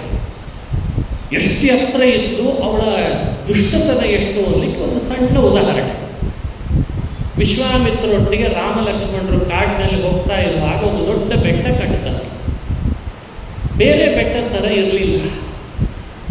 ರಾಮ ವಿಶ್ವಾಮಿತ್ರನ ಕೇಳಿದ, ಗುರುಗಳೇ, ಏನು ಬೆಟ್ಟ ಇದು? ಬಂಡೆಗಲ್ಲಿಂದಂತೂ ಅಲ್ಲ, ಬೇರೆ ಬೆಟ್ಟದ ಥರ ಇಲ್ಲಿ ಗಿಡ ಮರಗಳೇನು ಬೆಳೆದಿಲ್ಲ, ಯಾವುದ್ರ ಬೆಟ್ಟ ಇದು ಅಂತ ಕೇಳಿದ. ಸ್ವಲ್ಪ ಬಿಳಿ ಬಿಳಿ ಬಿಳಿ ಇತ್ತಂತೆ. ವಿಶ್ವಾಮಿತ್ರ ಹೇಳ್ತಾರೆ, ನಾನೇ ನಿನಗೆ ಹೇಳೋಣ ಅಂತಿದ್ದೆ, ನೀನೇ ಕೇಳಿ. ರಾಮ, ಇದು ತಾಟಕೆ. ಈ ಬರ್ತಿದ್ದ ಈ ಕ್ಷೇತ್ರಕ್ಕೆ ಯಾರ್ಯಾರೆಲ್ಲ ಯಾತ್ರಿಕರು ಬರ್ತಿದ್ರೋ ಅವರನ್ನ ಮಾಂಸ ತಿಂದು ರಕ್ತ ಕುಡಿದು ಅಸ್ಥಿಗಳನ್ನು ಹಾಕಿದಾಳೆ, ಅದೇ ಬೆಟ್ಟ ಹಾಗಾಗಿದೆ ಅಂತ. ಅಷ್ಟು ನರರಾಕ್ಷಸಿ, ನರಭಕ್ಷಕಿ ಆಗಿದ್ದ. ಬೆಟ್ಟದಷ್ಟು ಅಸ್ಥಿಗಳು ಕಾಣಿಸ್ಬೇಕಾದ್ರೆ ತಾಟಕೆಯ ಶಕ್ತಿ ಎಷ್ಟು? ವಾಲ್ಮೀಕಿಗಳು ಹೇಳ್ತಾರೆ, 10,000 ಆನೆಗಳು ಒಟ್ಟಿಗೆ ಬಂದರೆ ಎಷ್ಟು ಶಕ್ತಿಯೋ ಒಬ್ಬಳು ತಾಟಕಕ್ಕೆ ಅಷ್ಟು ಶಕ್ತಿ ಇತ್ತು. 10,000 ಹಸ್ತಿ ಬಲ, 10,000 ಆನೆಯ ಬಲ ಒಬ್ಬಳಲ್ಲಿ ಇತ್ತಂತೆ. ಇಂಥ ಬಲಶಾಲಿ ತಾಟಕೆಯನ್ನು ರಾಮ ಒಂದೇ ಒಂದು ಬಾಣದಿಂದ ಸೀಳ್ದ ಅನ್ನೋ ಕಥೆ ಬರ್ತದಲ್ಲ ರಾಮಾಯಣದಲ್ಲಿ. ಈಗ ಹೇಳಿ, ರಾಮನ ಕಥೆಯಲ್ಲಿ ತಾಟಕೆಯ ಸಂಹಾರ ಮಾನುಷನೋ ಅತಿಮಾನುಷನೋ? Point number 1. ಬ್ರಹ್ಮವರ ಕೊಟ್ಟರು, ಶಿವವರ ಕೊಟ್ಟರು, ಅಂಥವನನ್ನು ರಾಮ ಸಂಹರಿಸಬೇಕಾದ್ರೆ ಬ್ರಹ್ಮಶಿವನಿಗಿಂತ ಇವನು ಪರಮನಾಗಿರ್ಬೇಕಲ್ವೇ? ಯುಕ್ತಿಯನ್ನು ಯೋಚಿಸಬೇಕು ನಾವೆಲ್ಲ ಸ್ವಲ್ಪ. ಎರಡನೇ, ಇಂದ್ರ ಬಂದ, ಅವನಿಗೇನೋ ಆಸೆ ಆಯಿತು, ಗೌತಮರ ವೇಷ ಹಾಕಿಬಿಟ್ಟ. ಅಹಲ್ಯೆ ಒಬ್ಬಂಟಿಗಳಾದಾಗ, ಗಂಡ ನಿಲ್ದಿದ್ದು ಒಬ್ಬಂಟಿಗಳಾದಾಗ ಪ್ರದರ್ಶನ ಮಾಡಿಬಿಟ್ಟ. ಕಲ್ಲಾಗು ಅಂತ ಶಾಪ ಕೊಟ್ಟರು, ಕಲ್ಲಾಗಿ.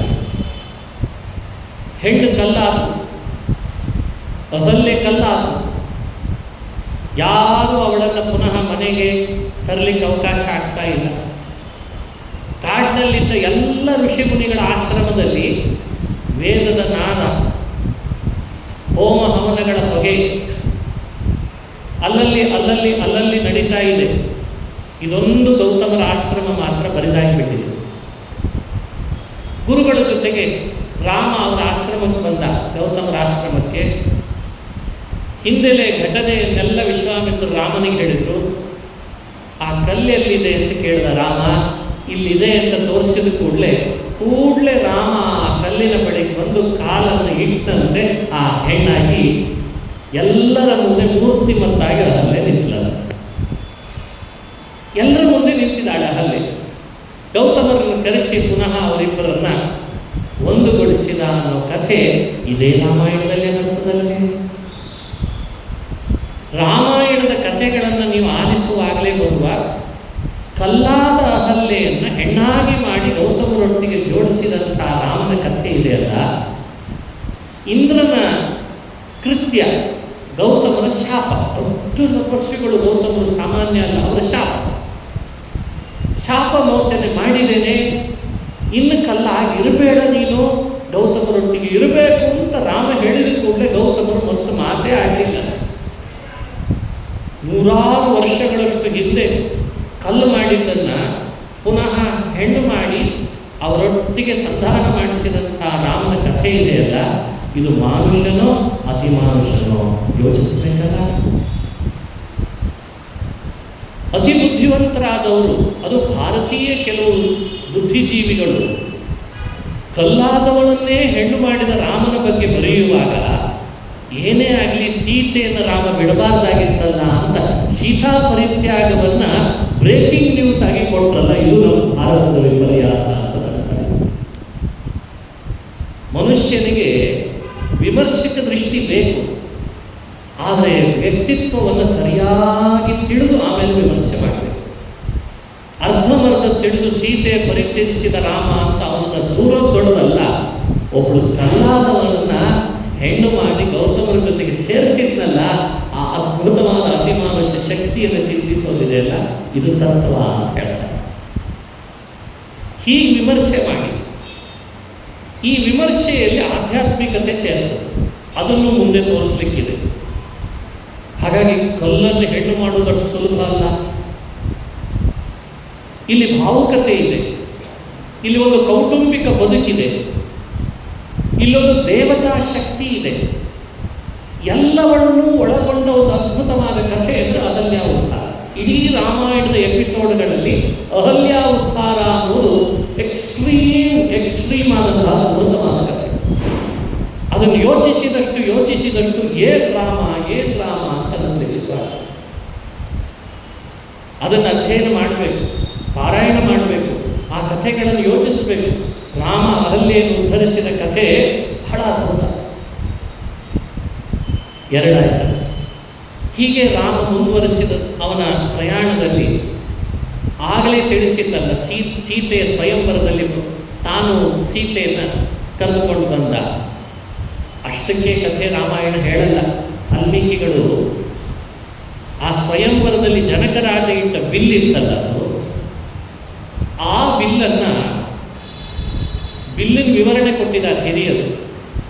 5,000 ಜನ 10 ಬಂಡಿಗಳ ಮೇಲೆ ಇಟ್ಟು 5,000 ಭೃತ್ಯರು ಎಳೆದುಕೊಂಡು ಬರ್ತಿದ್ರಂತ ಆ ಬಿಲ್ಲನ್ನು. ಸಿಂಪಲ್ ಆಗಿ ಹೇಳಿದ್ದೀನಿ, ಬಹಳ ಹೇಳಲಿಕ್ಕಿದೆ, ಸ್ವಲ್ಪ ಹೇಳ್ತೇನೆ. 5,000 ಪಂಚಸಹಸ್ರ ಭೃತ್ಯಾಣಿ, 5,000 ಭೃತ್ಯರು 10 ಬಂಡೆಗಳ ಮೇಲೆ ಮಲಗಿಸಿದ ಬಿಲ್ಲನ್ನು ಸ್ವಯಂವರದ ಮಂಟಪಕ್ಕೆ ಎಳೆತರಬೇಕಿತ್ತಂತೆ. ಅಂಥ ಬಿಲ್ಲು. ಹಿಂದಿನ ದಿನ ರಾವಣ ಬಂದಿದ್ದಂತೆ. ರಾವಣ ಬಂದಿದ್ದ, ಇನ್ನಿತರ ದೇಶದ ರಾಜರುಗಳು ಬಂದಿದ್ರು, ದೇವಲೋಕದ ದೇವತೆಗಳು ಬಂದಿದ್ರಂತೆ ಕೆಲವರು. ಯಾರಿಗೂ ಬಿಲ್ಲನ್ನು ಎತ್ತಲಿಕ್ಕಾಗಲಿಲ್ಲ. ಎಲ್ಲಿವರೆಗೂ ಆಯಿತು, ಕೊನೆಗೆ ಹಿಂದಿನ ದಿನ ರಾಮ ಬರೋ ಹಿಂದಿನ ದಿನ ರಾವಣ ಬಂದಿದ್ದ, 10 ತಲೆ ರಾವಣ. ವಿವರಣೆ ಮಾಡ್ತಾರೆ, ದಶಾನನಾತ್ಯ ಪತಿತಾ ವಿಮೂರ್ಛಿತಾ. ರಾವಣ ಎರಡೂ ತನ್ನ ಕೈ ಹಿಡಿದು ಏನಾದರೂ ಮಾಡಿ ಬಿಲ್ಲು ಎತ್ತಬೇಕು, ಜನಕನ ಮಗಳು ಸೀತೆ ನನಗೆ ಸಿಗಬೇಕು ಅಂತಿದ್ದಂತೆ.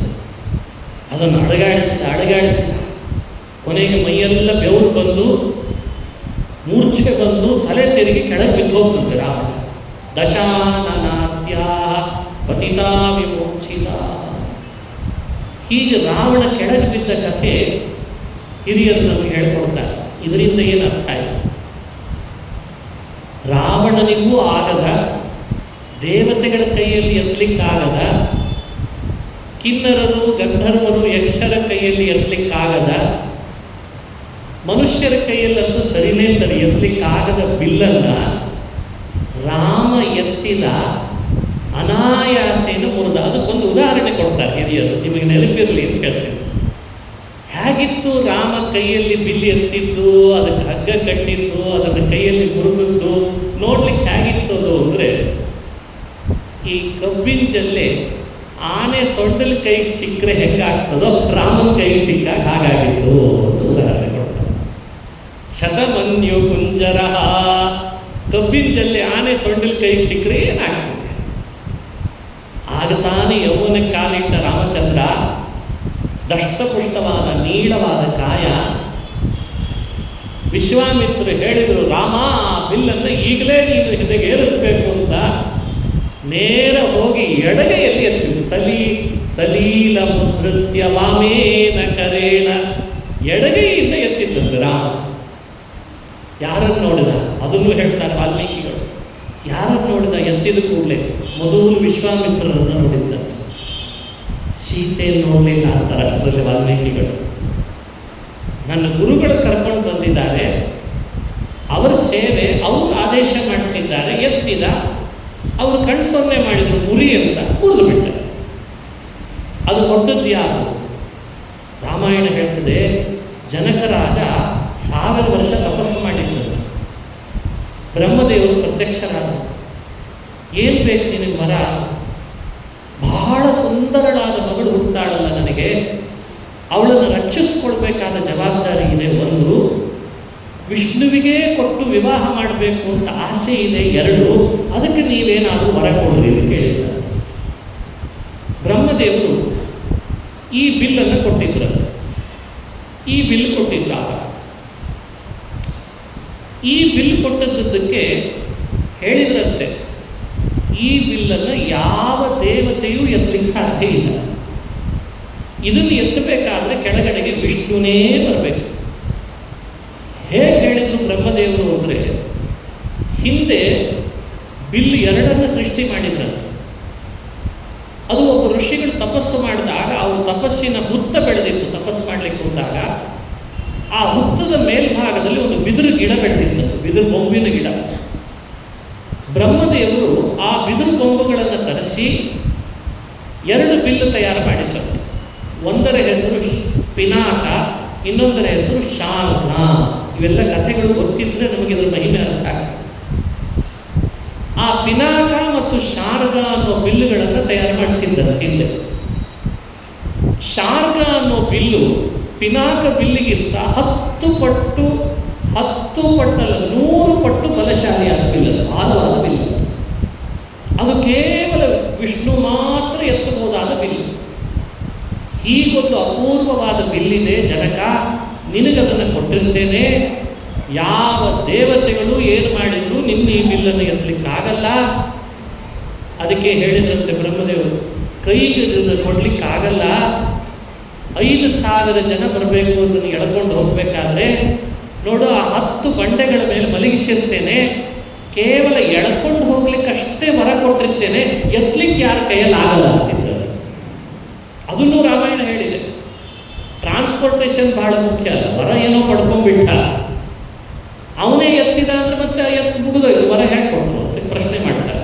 ಅದಕ್ಕೆ ಬ್ರಹ್ಮದೇವರು ವರ ಕೊಡುವಾಗಲೇ ಹಾಕ್ಕೊಟ್ಟಿದ್ರು, ಬಂಡೆಗಳ ಮೇಲೆ ಮಲಗಿಸಿರ್ತೇನೆ, ನೀನು 5,000 ಜನ ಸೇವಕರನ್ನು ಕರ್ಕೊಂಡು ಬಾ, ದುಡ್ಡು ಕೊಟ್ಟು ಅವ್ರ ಕಡೆ ಎಳ್ಕೊಂಡು ಎಲ್ಲಿ ಬೇಕಾದಲ್ಲಿ ಹೋಗ್ಬೋದು ಅಷ್ಟೇ, ಬಿಲ್ಲು ಎತ್ತೇನೆ ಅಂದರೆ ಆಗಲ್ಲಂತೆ. ಈ ವರ ಇರ್ತದ ಬಿಲ್ಲಿಗೆ. ಇದು ರಾಮಾಯಣದ ಕಥೆ. ಇಲ್ಲಿ ನಡೆದ ಈ ಬಿಲ್ಲಿನ ಹಬ್ಬ ಇದೆಯಲ್ಲ, ಸ್ವಯಂವರ, ಅದರಲ್ಲೂ ವಿಶೇಷ ಬಿಲ್ಲಿನ ಮಹಿಮೆ ಇದೆಯಲ್ಲ, ಈ ಕಥೆ ಮಾತ್ರ ಮಾನುಷ ಅಂತ ಹೇಳಲಿಕ್ಕೆ ಸಾಧ್ಯ ಇಲ್ಲ. ಇದನ್ನು ಅರ್ಥ ಮಾಡಬಹುದು. ಇದಕ್ಕಿಂತ ಮೊದಲು ಒಂದು ಘಟನೆ ನಡೆದಿದೆ. ವಿಶ್ವಾಮಿತ್ರರು ತಮಗೆ ಗೊತ್ತಿದ್ದ ಎಲ್ಲ ವಿದ್ಯೆಗಳನ್ನು ರಾಮನಿಗೆ ಹೇಳಿಕೊಟ್ರಂತೆ. ಬಲ, ಅತಿಬಲ, ಬ್ರಾಹ್ಮ, ವಾರುಣ, ಆಗ್ನೇಯ, ಈಗೆಲ್ಲ ಹೇಳ್ತಾ ಇರೋದಿದೆಲ್ಲ ಇದು ಅಸ್ತ್ರ ಮಂತ್ರಗಳು. ಈ ಅಸ್ತ್ರ ಮಂತ್ರಗಳ ಘಟನೆ ಒಂದು ವಿಶೇಷ. ವಿಶ್ವಾಮಿತ್ರರು ಉಪದೇಶ ಮಾಡ್ತಾ ರಾಮನಿಗೆ ಯಾವ್ಯಾವ ಮಂತ್ರ ಹೇಳ್ತಿದ್ರೋ ಕೂಡಲೇ ಆ ದೇವತೆಗಳು ರಾಮನ ಮುಂದೆ ಬರ್ತಿದ್ರು. ಇದು ರಾಮಾಯಣದಲ್ಲೇ ಇರುವ ವಿಷಯ. ಬಲ, ಅತಿಬಲ, ಬ್ರಾಹ್ಮ ಇವೆಲ್ಲ ಮಂತ್ರಗಳಿಗೆ ಒಬ್ಬೊಬ್ಬ ದೇವತೆ ಇದ್ದಾನೆ. ಆ ದೇವತೆಗಳೇ ಪ್ರಕಟರಾಗಬೇಕು. ಪ್ರಕಟರಾಗಿ ದೇವರಿಗೆ, ರಾಮನಿಗೆ ನಮಸ್ಕಾರ ಮಾಡಬೇಕು. ರಾಮ, ಏನು ಹೇಳು ಸ್ವಾಮಿ, ನಿನ್ನ ಸೇವೆ ನಾವು ಮಾಡ್ತೀವಿ ಅಂತ ತಿಳಿದಂತೆ. ರಾಮ ಹೇಳ್ದ, ನಿಮ್ಮನ್ನೆಲ್ಲ ಕರೆಸಿದ್ದು ನಾನಲ್ಲ, ವಿಶ್ವಾಮಿತ್ರ ಮಂತ್ರ ಹೇಳಿದ್ರು, ನಾನು ಬಾಯಲ್ಲಿ ಹೇಳಿದೆ, ನೀವು ಬಂದಿದ್ದೀರಿ, ನನಗೇ ನಿಮ್ಮ ಅವಶ್ಯಕತೆ ಇಲ್ಲ ಅಂತ ಹೇಳಿದ್ದಂತೆ. ಇಡೀ ರಾಮಾಯಣ ತೆಗೆದು ನೋಡಿದರೆ ರಾಮ ಯಾವ ಕಾರಣಕ್ಕೂ ಒಬ್ಬ ದೇವತೆಯನ್ನು ಬೇಡಿ ಅಸ್ತ್ರವನ್ನು ಬಿಟ್ಟಿದ್ದು ತಿಲ್ವೇ ಇಲ್ಲ. ಬೇರೆ ರಾಜರು ಯಾವುದೇ ಅಸ್ತ್ರವನ್ನು ಬಿಡಬೇಕಾದ್ರೆ ಆ ಅಸ್ತ್ರದ ದೇವತೆಯ ಮಂತ್ರವನ್ನು ಸಿದ್ಧಿಪಡಿಸ್ಕೊಂಡು ಅವರನ್ನು ಬೇಡಿ ಬಿಡಬೇಕಂತೆ, ಶತ್ರುವಿನ ಹೆಸರೇಳಿ. ರಾಮನ ಕಥೆಯಲ್ಲಿ ವಾಲ್ಮೀಕಿಗಳು ಸ್ಪಷ್ಟಪಡಿಸ್ತಾರೆ, ರಾಮ ಯಾವ ದೇವತೆಗಳನ್ನು ಬೇಡಿ ಪಡೀಲಿಲ್ಲ, ಆದೇಶ ಮಾಡ್ತಿದ್ದೆ ಹೊತ್ತು ಬೇಡಿ ಪಡೀಲಿಲ್ಲ ಅಂತ ರಾಮಾಯಣ ಹೇಳ್ತಾರೆ. ಇವೆಲ್ಲ ಪಾಯಿಂಟ್ ಔಟ್ ಮಾಡಿಕೊಳ್ಬೇಕು. ಅಂದರೆ ರಾಮ ಅಸ್ತ್ರ ಮಂತ್ರಗಳನ್ನು ಕಲಿತದ್ದು ಕೂಡ ತನಗೋಸ್ಕರ ಅಲ್ಲ, ತಾನು ದೈನ್ಯ ಪಡಲಿಲ್ಲ, ತನ್ನ ಸ್ವಬಾಹುಬಲದಿಂದಲೇ ಎಲ್ಲರನ್ನೂ ಗೆಲ್ತಿದ್ದ. ಇದು ರಾಮನ ಮತ್ತೊಂದು ಅತಿಮಾನುಷವಾದ ಚರಿತ್ರೆಗೆ ನಿದರ್ಶನ ಅಂತ ಹೇಳ್ತಾರೆ. ಹೀಗೆ ಇಡೀ ರಾಮಾಯಣದ ಘಟನೆಗಳಲ್ಲಿ ಆ ಸೀಕ್ವೆನ್ಸ್ಗಳನ್ನು ನೀವೇ ಹೆಕ್ಕಿ ತೆಗೆದ್ರೆ ಅದೆಲ್ಲ ಅತಿಮಾನುಷ ಅನ್ನೋದು ಸ್ಪಷ್ಟ ಗೊತ್ತಾಗ್ತದೆ. ಮುಂದುವರೆದ ರಾಮನ ಕಥೆಯೊಳಗೆ ರಾಮ ಸುಬಾಹುನನ್ನು ಕೊಂದ, ಮಾರೀಚನನ್ನು ಹೀಗೆ ಕೊಂದ ಅಂತ ಒಂದಿಷ್ಟು ಕಥೆ ಬರ್ತಾರೆ. ಶಬರಿಯನ್ನು ಅನುಗ್ರಹಿಸಿದ. ಶಬರಿ ಅಂತ ರಾಮನ ಭಕ್ತಳು, ಅವಳನ್ನು ಹಣ್ಣು ತಿಂದು ಅವಳ ಭಕ್ತಿಗೆ ಮೆಚ್ಚಿ ಅವಳನ್ನು ಸ್ವರ್ಗಕ್ಕೆ ಕಳಿಸಿದ. ಹನುಮನನ್ನು ರಾಮ ಅನುಗ್ರಹಿಸಿದ, ಸುಗ್ರೀವನ ಪರ ವಹಿಸಿದ. ಇದೆಲ್ಲ ರಾಮಾಯಣದಲ್ಲಿ ಬರುವ ಕಥೆಗಳಿದ್ದಾವಲ್ಲ, ಅವುಗಳನ್ನು ಮತ್ತೆ 2 ರೀತಿ ವಿಂಗಡಿಸ್ತಾರೆ. ಮಾನುಷ, ಅತಿಮಾನುಷ ಅಂತ 2 ಆದರೆ ಇನ್ನೂ 2 ರೀತಿ ವಿವರಣೆ ಮಾಡ್ತಾರೆ ಹಿರಿಯರು. ಇಷ್ಟ ತಂದು ಕೊಡುವ ಕಥೆಗಳು, ಅನಿಷ್ಟ ಪರಿಹರಿಸುವ ಕಥೆಗಳು ಅಂತ ಅರ್ಥ. ಶಬರಿಯನ್ನು ಅನುಗ್ರಹಿಸಿದ ರಾಮ ಅನ್ನೋ ಕಥೆ ಇದೆಯಲ್ಲ, ಅದು ಇಷ್ಟ ತಂದು ಕೊಡುವ ಕಥೆ. ತಾಟಕೆಯನ್ನು ಕೊಂದ, ಸುಬಾಹುನನ್ನು ಕೊಂದ, ಮಾರೀಚನನ್ನು ಕೊಂದ ಅಂತ ಕಥೆ ಇದೆಯಲ್ಲ, ಕೊಂದ ಅಂತ, ಅದು ನಮ್ಮ ಬದುಕಿನಲ್ಲಿ ಬರುವ ಅನಿಷ್ಟಗಳನ್ನು ಕಳೆಯುವ ಕಥೆ ಅಂತ. ನಮಗೆ ಕೆಲವು ಜೀವನದೊಳಗೆ ನಮ್ಮ ಶಕ್ತಿಯಿಂದಲೇ ನಮ್ಮ ವಿಘ್ನಗಳನ್ನು ಪರಿಹರಿಸ್ಕೊಳ್ಳಿಕ್ಕೆ ಆಗ್ತಿರಲ್ಲ, ಫೇಸ್ ಮಾಡಲಿಕ್ಕೆ ಆಗ್ತಿರಲ್ಲ ಅವುಗಳ ಜೊತೆ. ಅದನ್ನು ಫೇಸ್ ಮಾಡಿ ಪರಿಹಾರ ಮಾಡ್ಕೊಳ್ಬೇಕು ಅಂದ್ರೆ ಏನು ಮಾಡಿ? ರಾಮನ ಇಂಥ ಕಥೆಗಳನ್ನು ಶ್ರವಣ ಮಾಡಬೇಕಂತ ನೋಡಿ. ರಾಮನ ಚರಿತ್ರೆಗಳಲ್ಲಿ ಇಷ್ಟ ತಂದು ಕೊಡುವ ಕಥೆ, ಅನಿಷ್ಟ ಪರಿಹಾರ ಮಾಡುವ ಕಥೆ. ರಾಮನ ಕಥೆಗಳಲ್ಲಿ ಮಾನುಷ ಕಥೆ, ಅತಿಮಾನುಷ ಕಥೆ. ಹೀಗೆ ವಿಂಗಡಿಸಿ ನೀವು ಆ ಕಥೆಗಳನ್ನು ಚೆನ್ನಾಗಿ ತಿಳುವಳಿಕೆಗೆ ತಂದುಕೊಂಡು ರಾಮ ಮಂತ್ರ ಜಪ ಮಾಡಿಬಿಟ್ರೆ ಬೇಡ ಅಂದರೂ ರಾಮನ ಎದುರುಗಡೆ ಬಂದು ನಿಂತಿರ್ತಾರೆ. ಹಿಂದೆಲ್ಲ ಮನೆಗಳಲ್ಲಿ ರಾಮಾಯಣದ ಪುಸ್ತಕ ಇಟ್ಕೊಳ್ತಾ ಇತ್ತು. ಈಗಲೂ ಕೆಲವು ಮನೆಯಲ್ಲಿದೆ ಒಂದು ವ್ಯಾಸಪೀಠ, ಒಂದು ರಾಮಾಯಣ. ಒಂದಿಷ್ಟು ಸಮಯ ಅದಕ್ಕೆ ಮೀಸಲು. ಬೆಳಗ್ಗೆ ಯಾವುದೇ ಕೆಲಸಕ್ಕೆ ಹೊರಡೋ ಮುನ್ನ ಮೊದಲು ಬೆಳಗ್ಗೆ ಸಮಯ ರಾಮಾಯಣಕ್ಕೆ ಮೀಸಲು. ಇಷ್ಟು ಪಾರಾಯಣ ಅಂತ ಮಾಡಿರ್ತಿದ್ರು, ಅದಕ್ಕೊಂದು ಸರಿಯಾದ ದಾರ ಹಾಕಿಟ್ಟಿರ್ತಿದ್ರು, ಮತ್ತೆ ತೆಗಿಬೇಕು. ಯಾವುದಾದ್ರೂ ಒಂದು ಘಟ್ಟವನ್ನು ರಾಮನ ಬಗ್ಗೆ ಪಾರಾಯಣ ಮಾಡಿ ಚಿಂತಿಸಿ ಮನಸ್ಸಿನಲ್ಲಿ ತಂದುಕೊಂಡು ಆಮೇಲೆ ಮುಂದಿನ ಕೆಲಸಕ್ಕೆ ಹೋಗ್ತಾ ಇದ್ರು. ಬಹಳ ಜನರ ಮನೆಯಲ್ಲಿ ಈಗಲೂ ನಡೀತದೆ. ಅದು ಏನು ಲಾಭ ಅಂದರೆ, ಅವತ್ತು ನಡೆಯುವ ಏನೋ ಒಂದು ಸೀಕ್ವೆನ್ಸಿಗೆ ರಾಮಾಯಣದಲ್ಲಿ ಬರುವ ಆ ಸೀಕ್ವೆನ್ಸ್ ಟ್ಯಾಲಿ ಆಗಿರ್ತಿತ್ತು. ಇವತ್ತೇನೋ ಒಂದು ಘಟನೆ ನಿನ್ನ ಬದುಕಿನಲ್ಲಿ ಬರಲಿಕ್ಕಿದೆ, ನೀನು ಅದನ್ನು ಫೇಸ್ ಮಾಡಬೇಕಿದೆ, ಅದಕ್ಕೆ ಸರಿಯಾಗಿ ಉತ್ತರ ಇಲ್ಲಿರ್ತಿತ್ತು. ಇಷ್ಟು ಶಕ್ತಿ ರಾಮಾಯಣದೊಳಗಿದೆ. ರಾಮಾಯಣ ಅಂದರೆ ಅದೊಂದು ನಮ್ಮ ನಿಮ್ಮೆಲ್ಲರ ಜೀವನದೊಳಗೆ ರಾಮನೇ ಒಂದು ರೂಪದಿಂದ ಬಂದಂಥ ಗ್ರಂಥ. ರಾಮ ಬೇರೆ ಅಲ್ಲ, ರಾಮಾಯಣ ಬೇರೆ ಅಲ್ಲ ಅಂತ ಹಿರಿಯರು ಹೇಳ್ತಾರೆ. ಕೆಲವು ಉಪಕಥೆಗಳನ್ನು ನಿಮ್ಮ ಮುಂದೆ ಹಂಚಿಕೊಳ್ತೇನೆ. ಮೇನ್ ರಾಮತತ್ವದ ಚಿಂತನೆ ಬಗ್ಗೆ ನಿಮ್ಮ ಮುಂದೆ ನಾನು ತೆರೆದಿಟ್ಟೆ. ಈಗಾಗಲೇ ಒಂದು ಹಿಂಟ್ಸ್ ಕೊಟ್ಟೆ. ಈ ಅತಿಮಾನುಷ ಚರಿತ್ರೆಗಳಿಂದಲೇ ರಾಮನನ್ನು ತತ್ವ, ಬ್ರಹ್ಮತತ್ವ ಅನ್ನೋ ಅರ್ಥದಲ್ಲಿ ಅವನನ್ನು ಆರಾಧಿಸಬೇಕಾಗಿದೆ ಅಂತ ಹಿರಿಯರು ಹೇಳ್ತಾರೆ. ಅದು ಸಾಮಾನ್ಯ ವ್ಯಕ್ತಿ ಅಲ್ಲ, ಅದು ತತ್ವ ಆಯಿತು. ಇನ್ನು ರಾಮನಾಮದ ಬಗ್ಗೆ, ರಾಮ ಮಂತ್ರದ ಬಗ್ಗೆ, ರಾಮನಾಮದ ಬಗ್ಗೆ ಕೆಲವು ಸಂಗತಿಗಳನ್ನು ನಿಮ್ಮ ಮುಂದೆ ಹಂಚಿಕೊಳ್ಬೇಕು. ಎಷ್ಟು ಅದ್ಭುತ ನೋಡಿ. ಹಿಂದೆ ರಾಮ ಸೇತುವೆ ಕಟ್ಟಬೇಕು ಅಂತ ಕಪಿಗಳಿಗೆಲ್ಲ ಆದೇಶ ಮಾಡಿದ್ದಕ್ಕೆ ಕಳ್ಳು ಬಂಡೆಗಳನ್ನು ತಂದು ಸಮುದ್ರದ ನೀರಿಗೆ ಎಸಿಲಿಕ್ಕೆ ಶುರು ಮಾಡಿದ್ರು ಕಪಿಗಳು. ಆದರೆ ಆ ಬಂಡೆಗೆ ನೀರಿಗೆ ಹಾಕಿದ ಕೂಡಲೇ ಬಂಡೆಗಳು ಭಾರ ಆದ್ದರಿಂದ ಅವೆಲ್ಲ ಮುಳುಗಲಿಕ್ಕೆ ಶುರು ಆಯಿತು. ಅರೆ, ಸೇತುವೆ ಕಟ್ಟಬೇಕಿದೆ, ಬಂಡೆಗಳು ಮುಳುಗುತ್ತಿದೆ, ಏನು ಮಾಡಬೇಕು? ಒಬ್ಬ ಕಪಿ ಅವ ಹಾಕಿದಾಗ ನೀರಿನಲ್ಲಿ ತೇಲ್ತಿತ್ತಂತೆ. ಆತನ ಹೆಸರು ನೀಲ ಅಂತ ರಾಮಾಯಣ ಉಲ್ಲೇಖ ಮಾಡಿದೆ. ನೀಲ ಹೇಳಿ ಕೇಳಿ ಕಪಿ, ಕೋತಿ, ಅವನಿಗೆ ಮಾತ್ರ ಒಂದು ಶಕ್ತಿ, ಅವನು ಏನು ಕಲ್ಲು ಹಾಕಿದ್ರು ನೀರಿನಲ್ಲಿ ತೇಲ್ಬೇಕು ಅಂತ. ಯಾಕೆ ಅಂದರೆ, ಕೆಲವು ದೊಡ್ಡ ದೊಡ್ಡ ಸಂತರು ಸಾಧುಗಳು ನದಿ ತೀರದಲ್ಲಿ ಪೂಜೆ ಕೂತಾಗ ಕಪಿಚೇಷ್ಟೆ ಅಂತ ಕೇಳಿರ್ತಿರಲ್ಲ, ಕಪಿಚೇಷ್ಟೆ. ಪೂಜೆ ಕೂತವರು ಪಾಪ ಕಮಂಡಲು, ದಂಡ, ಆಸನ, ದೇವರು ಅವನು ತೊಗೊಂಡೋಗಿ ನೀರಿಗೆ ಸಿಕ್ತಿರ್ತದೆ. ಈ ನೀಲ ಸಿಟ್ಟು ಬಂದಿತ್ತು ಎಲ್ರಿಗೂ. ದಂಡ, ಕಮಂಡಲು, ಆಸನ, ದೇವರ ಪೆಟ್ಟಿಗೆ ಎಲ್ಲ ತೊಗೊಂಡು ನೀರಿಗೆ ಸಿಗ್ತಾನಲ್ಲ ಈ ನೀಲ. ಹೇಳಿ ಕೇಳಿ ಕಪಿ ಇವನಿಗೆ ಏನು ಮಾಡೋಣ ಅಂತ ಸಿಟ್ಟು ಬಂದು ಅವನಿಗೆ ಶಾಪ ಹಾಕಿದ್ರು. ಇನ್ಮೇಲಿಂದ ನೀನೇನಾದರೂ ನೀರಿಗೆ ಎಸೆದ್ರೆ ಅದು ತೇಲಿ ಅಂತ ಶಾಪ ಹಾಕಿದ್ರು. ಈ ಸೇತುವೆ ಕಟ್ಟುವಾಗ ನೀಲನಿಗೆ ಅದು ಭಾಳ ಅನುಕೂಲ ಆಯಿತು. ಕೆಲವರಿಗೆ ಶಾಪನು ವರ ಆಗಿರುತ್ತೆ, ಬಯಸಿಕೊಂಡದ್ದು ಅವನಿಗೆ ಅನುಕೂಲ ಆಗಿತ್ತು. ಹಾಗಾಗಿ ಆತ ನೀರಿಗೆ ಎಸೆದ ಕೂಡಲೇ ಅದೆಲ್ಲ ತೇಲ್ತಿತ್ತು. ಇದೊಂದು ವಿಚಿತ್ರ. ಆದರೆ ಉಳಿದವರಿಗಿಂತ ಶಾಪ ಇರಲಿಲ್ಲ ಕಪಿಗಳಿಗೆ. ನೀರಿನಲ್ಲಿ ಮುಳುಗುತ್ತಾ ಇದೆ. ಏನು ಮಾಡಬೇಕು? ಅದಕ್ಕೆ ಆಂಜನೇಯ ಕಪಿಗಳಿಗೆಲ್ಲ ಒಂದು ಉಪದೇಶ ಕೊಟ್ಟ. ಯಾರು ಚಿಂತೆ ಪಡಬೇಡ್ರಿ, ಎಂಥೆಂಥ ಬಂಡೆಗಳನ್ನು ಒಡೆದುಕೊಂಡು ಕಾಲಿನಲ್ಲಿ, ಕೈಯಲ್ಲಿ, ತಲೆ ಮೇಲೆ ಇಟ್ಕೊಂಡು ಬಂದು ಹಾಕ್ತಿದ್ದೀರಲ್ಲ, ಒಂದು ಕೆಲಸ ಮಾಡಿ, ಬಂಡೆಗಳ ಮೇಲೆ ರಾಮ ಅಂತ ಬರೀರಿ, ಮನಸ್ಸಿನಲ್ಲಿ ರಾಮ ಅಂತ ಸ್ಮರಣೆ ಮಾಡಿರಿ, ಬಾಯಲ್ಲಿ ರಾಮ ಅಂತ ನಾಮ ಹೇಳ್ರಿ, ನೀರಿಗೆ ಎಸೀರಿ ತೇಲ್ತದೆ ಅಂತ ಅನ್ಬೇಕು.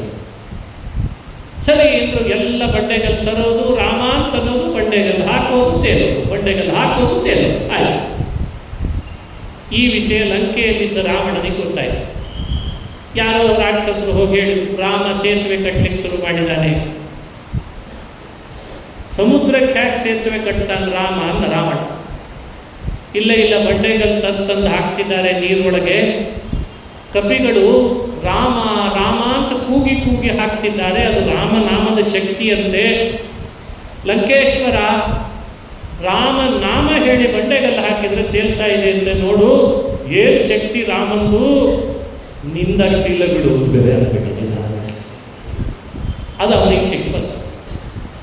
ರಾಮಂದು ಬಾರಿಯಿಂದಾಗಲೇ ಅರ್ಧ ಸಿಟ್ಟು ಬಂದಿತ್ತು, ನಿಂದೇನಿಲ್ಲ ಬಿಡು ಅಂತಂದು ಕೂಡಲೇ ಮತ್ತೊಂದು ಸಿಟ್ಟು. ಆವಾಗ ರಾವಣ ನಾನು ಕಲ್ಲು ಹಾಕಿದರೆ ತೇಲ್ತದೆ ಅಂತ ಹೇಳಿಬಿಟ್ಟು. ಅದೇನು ದೊಡ್ಡ ಮಹಿಮೆ ಇಲ್ಲ ರಾಮಂದು, ನಾನು ನೀರ ಮೇಲೆ ಕಲ್ಲು ಹಾಕಿದ್ರೆ ತೇಲ್ತದೆ ಅಂತ. ರಾವಣನಿಗೂ ಸ್ವಲ್ಪ ಸಲಿಗೆ ಇರೋ ಮಂತ್ರಿಗಳಿರ್ತಿದ್ರು. ಅವರು ಸುಮ್ಮನಿರ್ತೇನೆ ರಾವಣನಿಗೆ ಹೇಳಿದ್ರಂತ, ಹಾಗಾದರೆ ರಾವಣ ನಾಳೆ ನೀನು ನೀರಿಗೆ ಕಲ್ಲು ಹಾಕಿಬಿಡು, ಬಂದು ತೇಲ್ತದೋ ಇಲ್ಲೋ ನೋಡೇ ಬಿಡು ಅಂದ್ಬಿಟ್ಟು. ಪೇಚಿಗೆ ಸಿಲುಕಿದ ರಾವಣ. ಛೇ ಯಾಕಾದ್ರೂ ಹೇಳಿದ್ನೋ ಏನೋ ಈ ಮಾತನ್ನು, ಸುಮ್ಮನೆ ಏನೋ ಕೇಳ್ತಾರೆ ರಾಕ್ಷಸರು ಅಂತಂದೆ. ನನ್ನೇ ಪರೀಕ್ಷೆ ಮಾಡ್ತಿದ್ದಾರಲ್ಲ ಇವರೆಲ್ಲ, ಆಯಿತು ನಾಳೆ ಪರೀಕ್ಷೆ ಆಗೇ ಬಿಡಲಿ. ಆ ದಡದಲ್ಲಿ ರಾಮ ಕಪಿಗಳನ್ನು ಕಟ್ಟಿಕೊಂಡು ಸಮುದ್ರಕ್ಕೆ ಸೇತುವೆ ಕಟ್ತಿದ್ದಾರೆ. ಈ ದಡದಲ್ಲಿ ರಾವಣನ ಪರೀಕ್ಷೆ ದೊಡ್ಡ ಬಂಡೆಗಲ್ಲಿ ಏರ್ಪಾಡು ಮಾಡಿದ್ದು. ರಾವಣ ನೀರಿಗೆ ಕಲ್ಲು ಹಾಕ್ತಾನೆ, ಅದು ತೇಲ್ತದೋ ಇಲ್ಲೋ. ರಾಕ್ಷಸರು ಸೇರಿದ್ರು, ಲಂಕೆಯಲ್ಲಿದ್ದ ರಾಕ್ಷಸರೆಲ್ಲ ದಡಕ್ಕೆ ಬಂದ್ಬಿಟ್ರು, ಸಮುದ್ರದ ದಡಕ್ಕೆ. ದೊಡ್ಡ ಕಲ್ಲು, ರಾವಣ ಅದನ್ನು ಎತ್ತಿದ, 10 ತಲೆ ರಾವಣ ಅದನ್ನು ಎತ್ತಿದ. ಎತ್ತಿ ಇನ್ನು ನೀರಿಗೆ ಎಸಿಬೇಕಲ್ಲ, ಕಣ್ಣು ಮುಚ್ಚಿಬಿಟ್ಟ. ಕಣ್ಣು ಮುಚ್ಚಿ ತುಟಿ ಅಡಗಾಡಿಸಿದ, ಏನೋ ಮಂತ್ರ ಹೇಳ್ದಾಗ ಮಾಡಿದ. ರಾವಣ ಎತ್ತಿ ಎಸೆದ. ಬರ್ತದೋ ಇಲ್ಲೋ ಅಂತ ಕುತೂಹಲ, ಕಲ್ಲು ಮೇಲೆ ಬರಬೇಕಲ್ಲ. ಅದು ಸ್ವಲ್ಪ ಹೊತ್ತರಲ್ಲಿ ನೀರಿನ ಮೇಲೆ ಕಲ್ಲು ಬಂದೇ ಬಿಡ್ತದೆ. ರಾವಣ ಕಲ್ಲು ಎಸೆದಿದ್ದು ನೀರಿನ ಮೇಲೆ ತೇಲ್ತಲ್ಲ ಅಂತ ರಾಕ್ಷಸರೆಲ್ಲ ರಾವಣನಿಗೆ ಜೈಕಾರ ಹಾಕಿದ್ರಂತೆ. ನಮ್ಮ ರಾಕ್ಷಸೇಶ್ವರ ಸಾಮಾನ್ಯ ಅಲ್ಲ, ನೀರಿಗೆ ಕಲ್ಲು ಹಾಕಿದ್ರೆ ತೇಲ್ತದೆ ಅಂತ ಹೇಳಿ ಜೈಕಾರ ಹಾಕಿದ್ರು. ಆವಾಗಲೇ ಬಂದದ್ದು ಈ ಮಾತು, ರಾವಣಾಯ ಸ್ವಸ್ತಿ ರಾಮಾಯ ಸ್ವಸ್ತಿ ಅಂತ. ಈ ಸಂಸ್ಕೃತದಲ್ಲಿ ಆವಾಗ ಕೇಳಿರ್ತೇವೆ ನಾವಿದು. ರಾಮನಿಗೂ ಸ್ವಸ್ತಿ, ರಾವಣನಿಗೂ ಸ್ವಸ್ತಿ ಅಂತ ಬರುತ್ತೆ. ಎಲ್ಲ ಕಡೆ ಸುದ್ದಿ ಹಬ್ಬಿತು.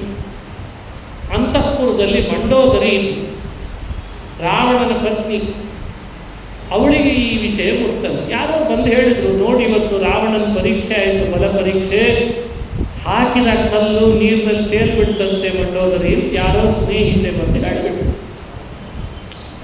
ಮಂಡೋದರಿ ರಾವಣ ಬರಲಿ ಕೇಳಬೇಕಿದ್ದಲ್ಲಿ ಇವತ್ತು ರಾತ್ರಿ ಅಂತ ಅಂದ್ಕೊಂಡಿದ್ರು.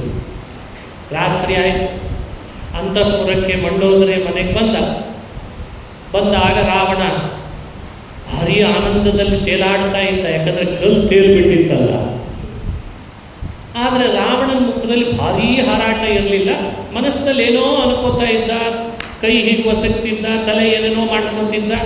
ಮಂಡೋದರಿ ರಾವಣನನ್ನು ಆದರ ಮಾಡಿ ಕರೆದು ಬರ್ರಿ ಅಂತ ಆದರ ಮಾಡಿದ್ಲು. ದಿನದಂತೆ ಆದರ ಮಾಡ್ತಿದ್ದಾಳೆ, ಸ್ವಲ್ಪ ಹೆಚ್ಚೇ ಮಾತಾಡಿಸ್ತಿದ್ದಾಳೆ.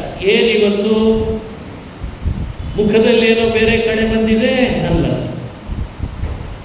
ಯಜಮಾನ್ರಿ ಎಲ್ಲಿ ಹೋಗಿದ್ರಿ, ಇಡೀ ಲಂಕೆಗೆ ಹಬ್ಬಿದೆ ನಿಮ್ಮ ಸುದ್ದಿ. ಏನಿಲ್ಲ ಅಂತ ರಾವಣ. ಏನಿಲ್ಲ ಮಂಡೋದರಿ, ನಿನಗೇನು ಹೇಳೋದಿದೆ?